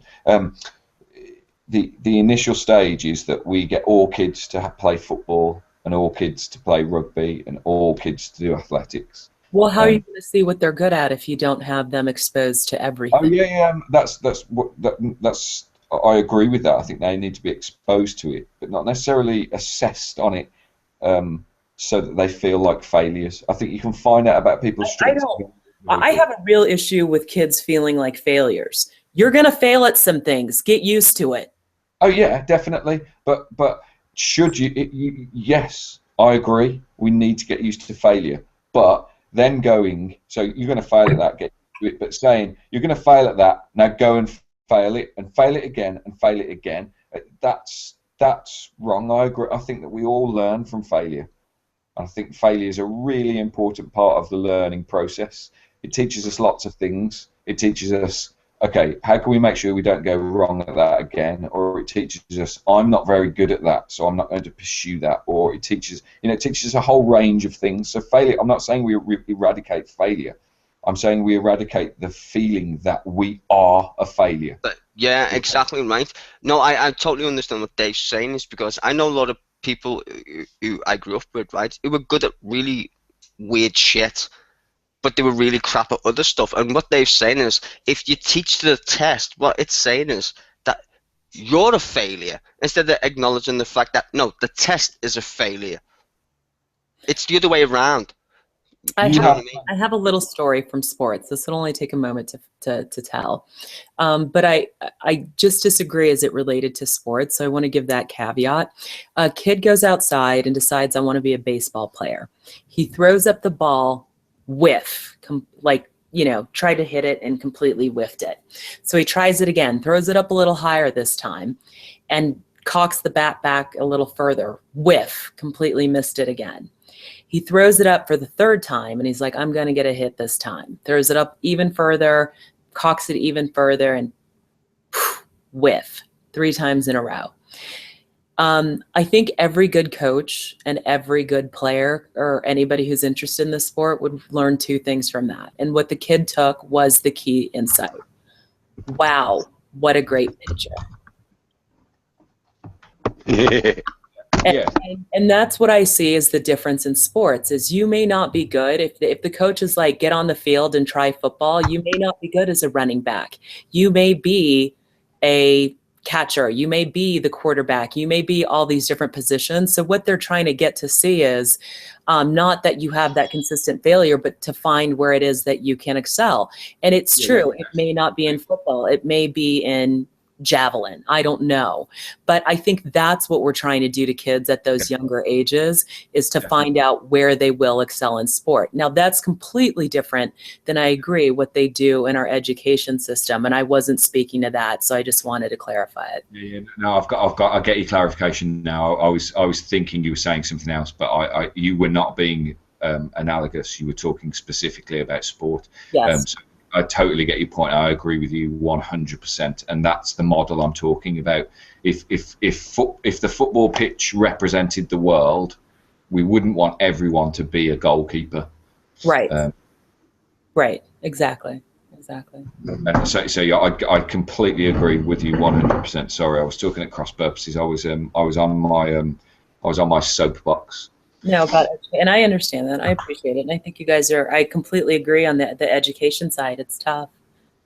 Yeah, the way it's structured now is to asphyxiate curiosity and give the false impression that the installation of information is education, when in fact the cultivation of questions and the appropriate response to how to translate those questions into not only answers, but like maybe your question is, how do I build a fort, or how do I make a business, or whatever. And so all of the social aspects that you would have to learn to make those kind of questions come to fruition have to be the core element of education. It's asking good questions. It's not installing information. Any good everybody has a smartphone today.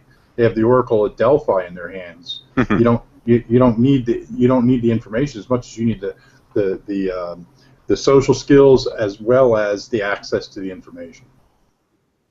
Can I just say something? Yeah. This is live. I don't care. I've felt really down recently. Just life in general just felt really down, and this conversation has really picked me up. So thank you very much for that. Score. Goal. Good. Yeah, I'm a little close to this situation as well, David, in that I confer with a lot of educators who recognize the inefficiency of doing it the way that we are doing it. And I know that it has to be more than just talk, but it does start with that. You have to recognize and identify the problem and begin to sort of resonate that you're not crazy. It is a real problem, and it does suffocate a lot of good people like yourself. Because I sense a drive in you that you want to do something functional and valuable, and I think that you identified the issue is not necessarily being a teacher, it's being stuck inside the context of a system that fails to teach. Yeah, exactly. And that's the thing. A very frustrating thing for me is. Can you hear me? Mm-hmm. Yes. I'm sorry, everyone just suddenly froze. We're listening. A very frustrating thing for me is when you talk about this problem with people, especially within the education system, they'll go, yeah, but that doesn't work because, and then they'll talk about the system that we've got, and it's like, yeah, but that's exactly why it doesn't work, because of the system that we've got. And so it's really difficult to talk about it with people, not find out people outside of the education system. But when you talk about people within the education system, because they're in there, they go, yeah, but that wouldn't fit in my lessons, or that wouldn't work because I've got to do this and this and this. And it's just like, yeah, but that's the point. And so it's really difficult to change things from within inside the system, because you're inside the system. You need to step outside the system and look. And then it's really frustrating when you've got a government that doesn't want to change the system. They just want to win votes. It's just frustrating, and so yeah, I feel. So do you think, politically speaking, that education becomes sort of a third rail scenario where I don't want to touch it as a politician because it's going to burn me by the pushback, and so therefore I will leave it even though it's broken? No, I think that education is looked at as right. We've got a government in power, so I'm the education minister now. Okay, so I'm a Tory, and we've got our government in power, and I want to keep it that way. And the way to do that is to show that the education system that we have made changes to is effective. So I've got to prove that the exam results are better. So what can I do to make that happen, rather than saying, we live in a society, and the future of this society is the young. And we've got to make sure that the young grow up to be effective members of our society. Well, that's not politics. That's not politicians' job. You know, politicians' job is to work on, their particular view of the economy or whatever, because of their political leanings. But education is about making people who fit into who work effectively in society. And yeah, there's political stuff in there, like, well, they've got to generate money and income so that they can pay into a tax system, etc., so that everyone can benefit from that. But it's a massive problem, and I think it needs depoliticizing. And the thing is, the only way that we can show that it works is by having 13 years of a testing ground, because that's how long it takes to get someone through an education system. Well, until we've demonstrated that it works, and the problem is that every 4 years we get a chance to change our government. Well, that's not 13 years. So every 4 years the education system gets poked and twisted and turned, and nothing gets seen through. And then what happens? Well, the government from before get criticised because the new government's made changes, and they go, well, it's their fault because they did this and we had to change it, and so nothing gets done because, and this is society's fault because we all want to see instant change now. We want to see something now. I want to see it now. Now, show me now. I want to change the education system. Well, where are the results? It's like, well, we've not educated anyone yet within the system, so I can't show you the results. That's not good enough. Get him out. You know, it's we as a society need to calm down and say, right, we're going to see change. It's going to take time because that change by its very nature requires time. You know, it might take 26 years, but yes, please do articulate something about your favorite teacher. I mean. Okay. So it was really interesting. I've got my favorite class, I think just background. I was a business and journalism major. I had two favorite classes. One of them I'll speak to, which was Shakespeare. And in it was not my best subject, right? Like I'm never going to go through and be able to quote plays or this, that, and the other. That wasn't the point. What the teacher did was made me keenly interested. And that was not keenly interested for the semester to be able to pass the class and get A's on the paper, which I did. But more importantly, lifelong learning. And that's what I want to talk about is I became intrigued in the subject. I could read something and be like, that Corcio doesn't sound like him, or that, he didn't understand this aspect of the female nature, whatever it was. And I realized what some of my favorite plays. But then once I became intrigued, I chose to learn more. I chose any chance I had to go out and see his plays acted. See who did a great job of articulating Falstaff, one of my favorite characters, or whatever the situation was. And from there, I was able to share it with my daughter. And it was funny because she's now in theater and acting because of those first plays that I brought her to at 2 years old, where she's sitting around in awe watching Shakespeare. Now, the point is, and that's where I just want to go with this, and I don't want to make it like, like I'm right because this was my experience, but I think we need to shift the goal on learning, and that I'm not so sure it should be, the result should be like what kind of grade this person can get, whether they can pass the test, that sort of dynamic. I want to make it more as a result on the input, and that we're just intriguing kids enough that they go explore. Because there's something to be, I don't know that you can teach everything that needs to be taught about a particular subject in the time given. Whether that's an hour a day for 9 months or whatever the situation is, I think what we need to be focusing on is that when the kids have an opportunity to pick up a book or play a video game or whatever the situation is, that they take on an activity in their own time that reinforces whatever it is that we're doing in school. And it's not because they have to, but because they're inspired to. I'm done with my speech. So, I completely agree. Now, if I go back to Marcus Buckingham, he talked about 4 things that human beings have: strengths, weaknesses, hobbies, and another thing, and I can't for the life of me think what it was. And I think some people have heard me talk about this before. Your strength is something that you're good at and that you enjoy. Your weakness is something that you're bad at that you don't enjoy. A hobby is something that you're not good at but that you do enjoy. And then the other thing is something that you're good at but that you don't enjoy. And that's the thing. We need to be cultivating our strengths and hobbies, because areas of interest are really important to us, which is why all of education should be open to everyone to have access to, so that they can find out the things that they enjoy and the things that they're good at and the things they want to stay the hell away from.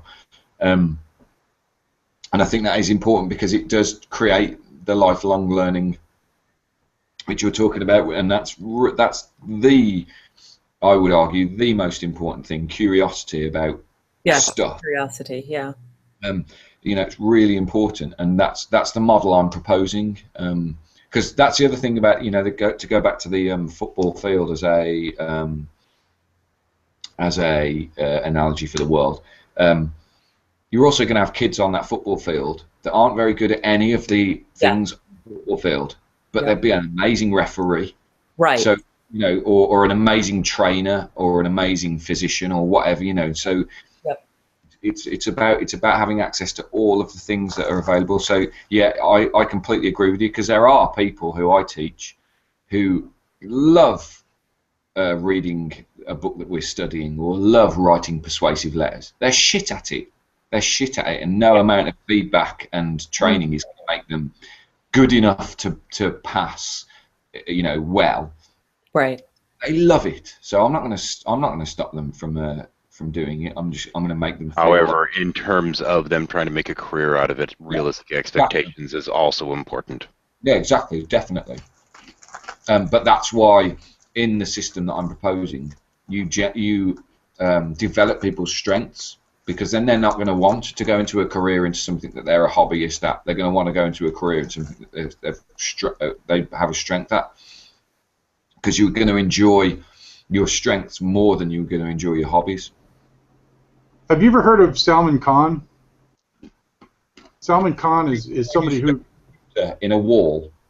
Yes, that's the one. He said, and his philosophy is based on the evidence that he gathered as a result of just taking a computer and sticking it in a wall with people who had never seen a computer, and how they not only learned English and engineering, but were able to ask fantastic questions when they came back to check on them. I forget how many months later.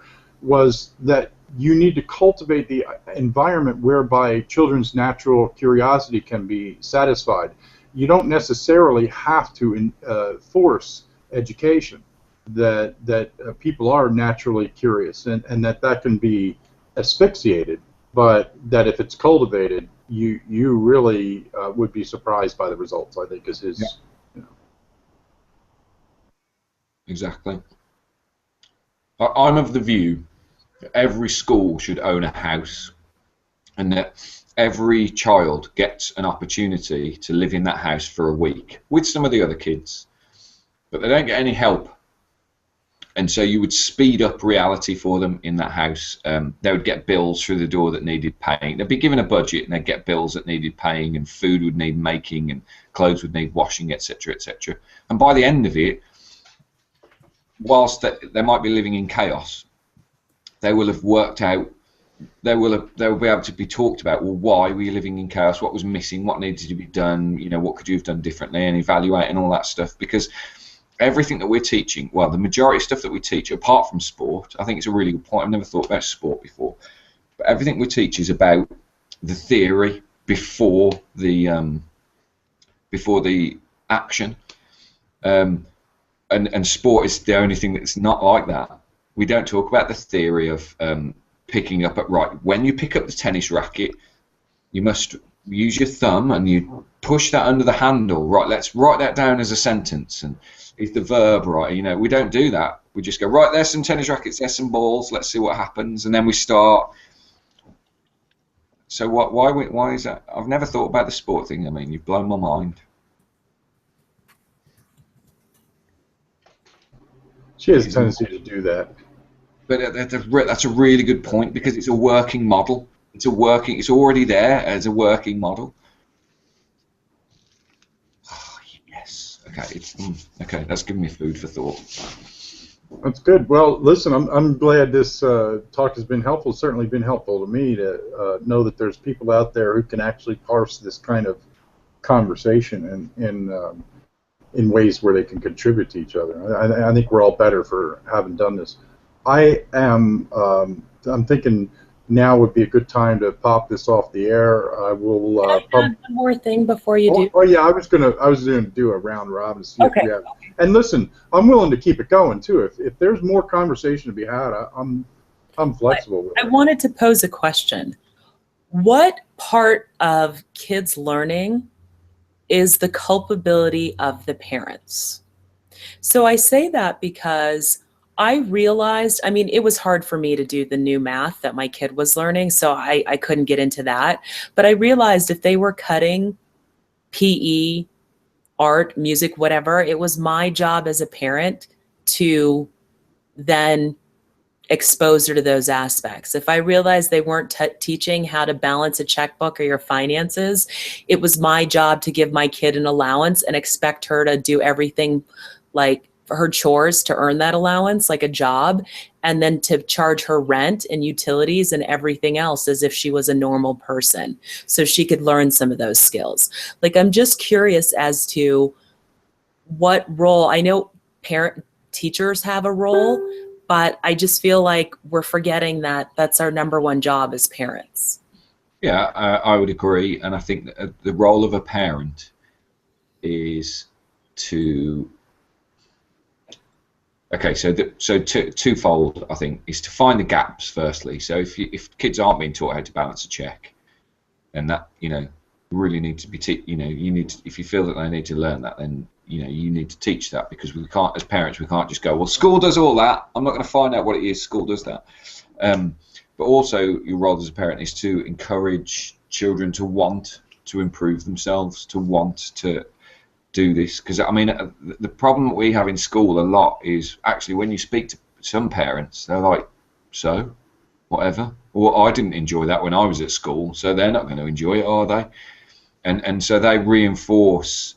So there will be kids, for example, who don't take a shine to French, and yet they're good at it and they enjoy it. And I know this because when we've changed their attitude, suddenly they're like, actually this is really good, but because their parents can't see the point of French, they will discourage. They'll be like, oh, so they'll get French homework and they'll be like, well, don't do that, it's a waste of time, I can't help you with it. So I think there's a culpability there. But yeah, I think it's those two things. I think it's the attitude towards bettering oneself and finding the gaps. Yeah, I think that that arc that I was talking about earlier, that at the end of the field trip you got to collaborate kind of thing, needs to be integrated in a lot of scales. And one of the scales, I think, is to have the kids that are really good at a topic help the other kids who are either passionately curious or need some assistance in rounding out their understanding of a particular topic to really point at that. We can't expect parents to have the skill sets to pass on everything that a kid is necessarily interested in or needs to perform in order to get through the schooling. So there has to be some kind of an organic sharing, and I do think you really engage in educating yourself by teaching too. So there's that as well. I have a question for that. Have we lost a lot of those abilities as we've segmented kids into their appropriate honors and AP groups? And grades. Well, okay, and grades. All right. Yeah, I think we have. I mean, that's the thing. Once they're segmented into their groups, there's no conversation about what they're doing in their groups. Yeah, I'm just frustrated by the whole thing. But the sport model was a really good point. No, it's just they're just things that I question, because it was just completely different as a kid. I think there was the math group that got separated and like the junior great books, but it was basically 30 to 45 minutes a day where they were separated into different aspects. But now it's like we do that with every single course, right? Because it's supposed to be the bettering for that child, whatever. And I wonder. And I didn't even think of it in terms of grade. Well, I also think that you do have to give kids that have accelerated talents the ability to shine, and so you do have to create those sort of functional entities where they can maximize the acceleration to learn whatever it is they can learn. But that to do that as sort of an either-or scenario, we'll say, okay, you are over here in this, and that's it. So you can either be AP or mainstream. That's where we make the mistake, because the cross-pollination is really where the action happens. That's where we get the benefit. Right. So it has to be both. In other words, I do think we need to create those functional models where somebody who's really good at something can excel at that, but we also can't make them so isolated from the others that the benefit of what they're gaining can't be transferred, because ultimately in society wealth is predicated on what we share with each other, not what we steal away and store in silos to ourselves. This is why project learning would work so well, because at some point the project has to be brought back together, has to be, and you know, the end result of a project is to find out what's been learned, what's been done, or how much money's been made, or whatever, you know. And so in order to complete different parts of the project, you need to rely on the strengths and skills of other people. So you've got to communicate with them, you've got to be able to commit, or I'm stuck here. I'm stuck. I don't know why this happens. I know that you know this and understand this, so can you explain it to me, or can you be, when we do our presentation, can you do that part of our presentation, so that, you know, that's when the coming together would be happening. So yeah, people would be segregated off into their different areas of strengths, but I mean that's what we do in society. You know, we haven't got an office that's got plumbers and accountants and masseuses and everything all in one office, because we don't want to segregate everyone. That's what the social side of society is for. Okay, so I have two other questions. One of them has to do with, and I'll ask this one and then you guys can discuss. Australia, I was under the impression that you guys are pretty far advanced in terms of, let's say you're going to do a unit on Africa. In math, you may learn how the Egyptians used geometry and Pythagorean, although it was their theorem, to come up with and design and solve some of the solutions for the pyramids. Let's say in English, you might read some of the great works of different authors from the continent at the same time. You know what I mean? So it was this entire, all the 6 or 7 classes you have in a day were covering Africa in such a way that you got a really like in-depth approach of learning about a continent. And that's just an example that I would give, but it seems like you're much further ahead than what we're trying to get there. Yeah. Well, that's you're what Australian. Oh, you're British. Yeah. Oh, well that okay, then that's, I'm sorry. Never mind. All right, so that takes away that question. So here's the second question then.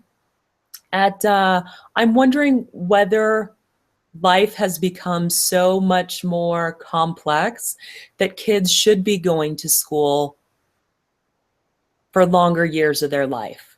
Like maybe they start in kindergarten and they end at 21. No, I fundamentally disagree with that, and I fundamentally disagree with that because that means we are saying you're all the same, and we're not. Okay, so there's educational theory that says by the age of 7, that's when you've learned everything that you need. Everything else is that's when you've laid the foundations. Everything else is building on it. So you have primary education and you have secondary education, and secondary education builds on the primary education, but there are some kids that can go out into the world of work or go off and do an apprenticeship at the age of like 14 and really be amazing at that.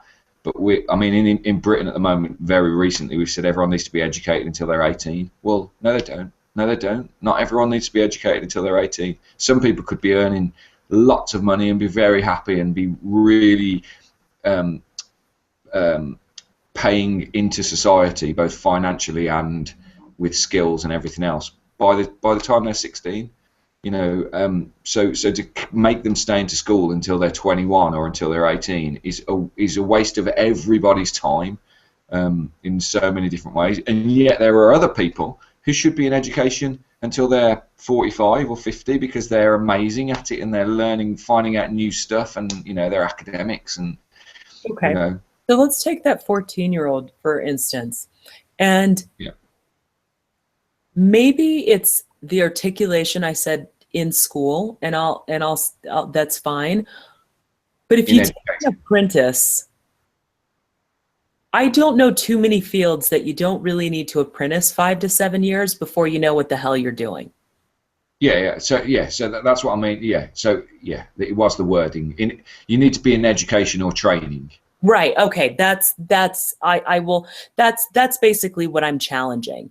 And I do agree that there are people who Now you got to be careful, because I might would have been one of those people that did a more of a vocational thing in high school had you looked at me. But then when I was in college, it was like, obviously she belongs in college. So I don't know how you make sure that doesn't fall through the cracks. But yeah, and I don't know how to do that. I don't know what the right way is, but I'd be interested in that kind of like solution or solving it, because I do think by 14 or 15 years old, you have a pretty good sense of what you want to do. Not entirely necessarily. But I don't know that I would say your junior and senior year of high school would be better off spent in a community college, focusing on either going to college or focusing on a trade. I don't know why they set it up that everyone's either going to college or the military in their junior and senior year, but I do think that's a little bit of a waste of time. Yeah, so this is not a criticism, I mean, but this is exactly the trap that people fall into when talking about this. We start talking about the system that we've got, rather than saying, well, what's the system that we should have? So Fair. a strength finding system kids would be developed so much faster, so much earlier on, because they are playing to their strengths, and so they're developing in their weaknesses as well, and they are finding their I can't think of a better word that doesn't invoke some kind of Christian idea, but their calling, so to speak. You know, what is it that they're gonna, or certainly leading them towards where they fit into society, where they fit into, these things. So you're going to find people, like, I spoke to a kid, this was a light bulb moment for me. I spoke to a kid about, I'm 35 now, so 15, 16 years ago, and I said to him, what do you want to do when you leave school? This was when I first started working in education. And he was like, oh, I want to go and work at the biscuit factory. And I was like, what? I was like, that's not aspirational at all. That's just shit aspiration. I didn't say this to him, but I was just shocked. But then I spoke to my mum about it, and she was like, but we need biscuits. We need biscuits. So there are some people that we need working in the biscuit factory. Now, if that is what they want to do, and if that is what they are good at, why would we discourage from that? Why would we start saying, no, you need to think about being a professional footballer or a politician or, a business owner or whatever? There are people who are going to have amazing strengths working on the factory floor. They're going to be incredible at it. So much so that I was speaking to Mum about this last night.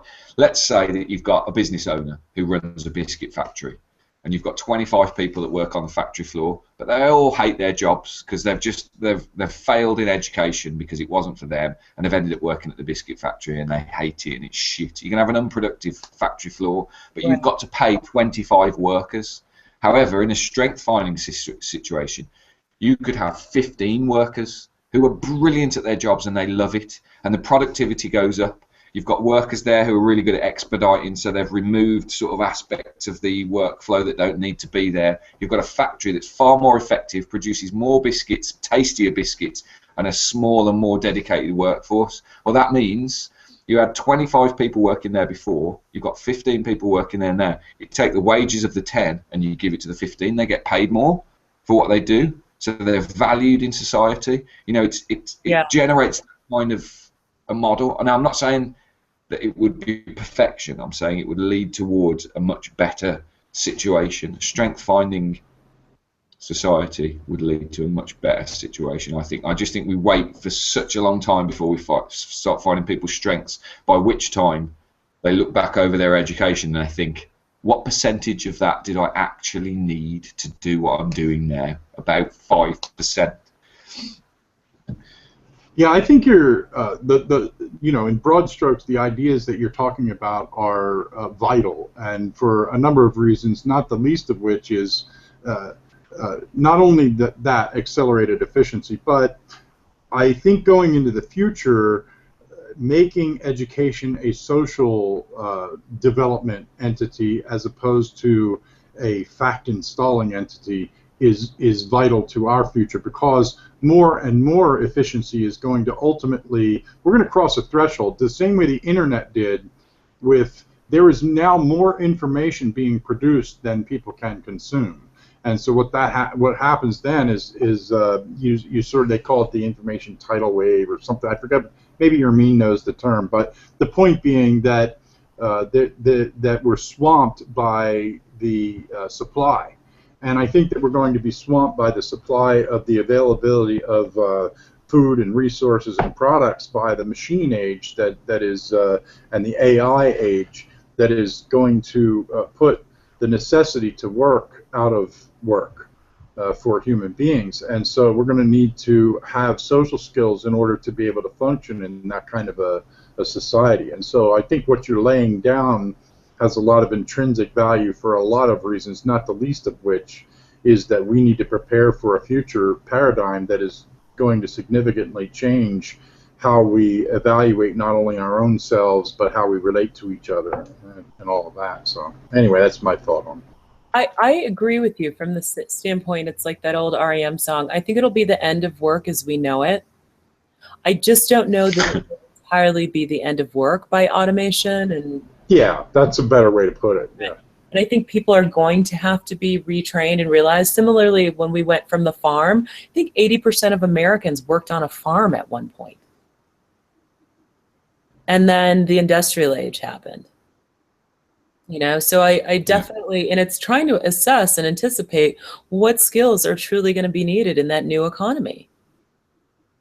Yeah, but when machines start to be able to build machines, and the algorithms of machines are able to make better decisions on average than human beings, etc., you have to begin to recognize that there's going to be an exponential capacity there. That once machines are programming themselves and once machines are building themselves, that outstripping the capacity of people to fill jobs is going to be a potential reality. Whether or not we do that or not, whether or not we throttle ourselves to keep ourselves occupied or not, that it's going to be optional. In other words, not a necessity. And based on that, we are probably going to need to figure out new ways to relate. And I do think, like you said, we're going to need to understand and learn the new skills and all of that. But I think the new skills are going to be predicated on a social economy far more than a pragmatic one, being a cog in a wheel, so to speak. No, I agree with that. But what do you mean by a social economy?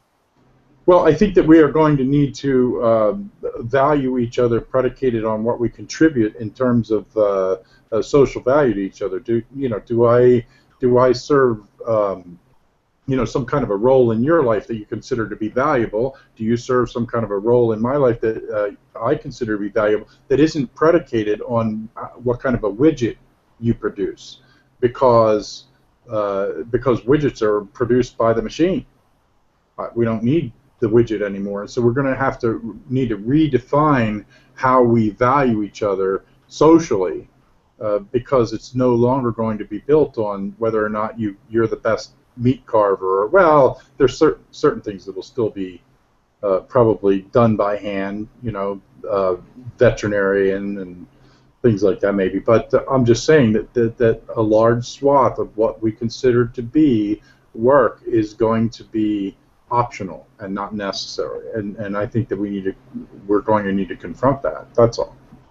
I don't know what it looks like exactly. I don't have all the answers. I just know that it's coming, and we should probably think about that. And if we could put some anticipatory things in our training, one of the ones that I would consider to be most important is the one that I think Dave is talking about, and that is that kids need to learn how to relate to each other and not just be cogs in a machine, that we're dragging that legacy. Niels Bohr said, science advances one funeral at a time. We have this tendency to drag the traditions to our detriment, and the fact that schools were set up to educate the ruling class is still echoing in the way that we do educate the kids today to our detriment.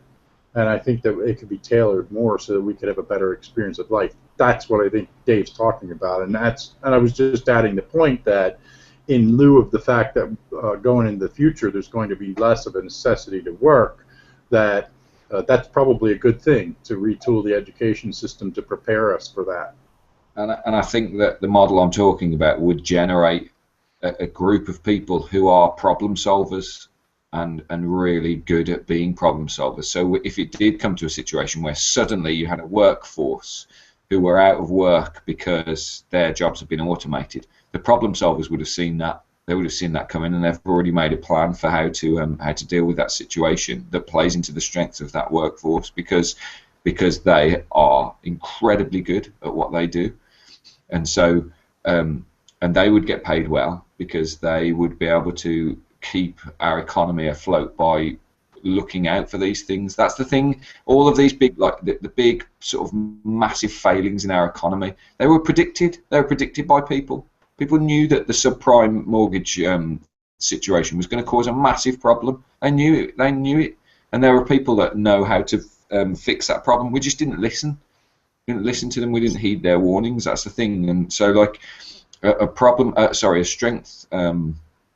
strength finding model wouldn't stop all problems, but it would certainly reduce the amount of problems, because you've got problem solvers that are really good at their jobs.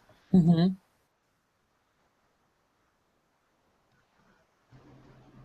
Yeah. Big revolution. Anyway, this has been a good conversation. I think it's. I'm going to take it off air, but before we do go off air, Dave, I would be willing to have a couple of more conversations like this. Based on the idea that you have, just sort of flesh it out.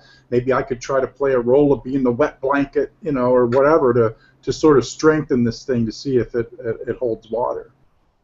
I'd absolutely love to, mate. I'd absolutely love to. I think it's important. So let's sort of pin that to the wall and then make a plan. So, Ermine, thank you very much for contributing today, and Stizor, if you're still there, if you're not asleep yet. But yeah. All right, so I'm going to take it off air. Thanks for listening. Thanks for watching. Catch you next time. Bye.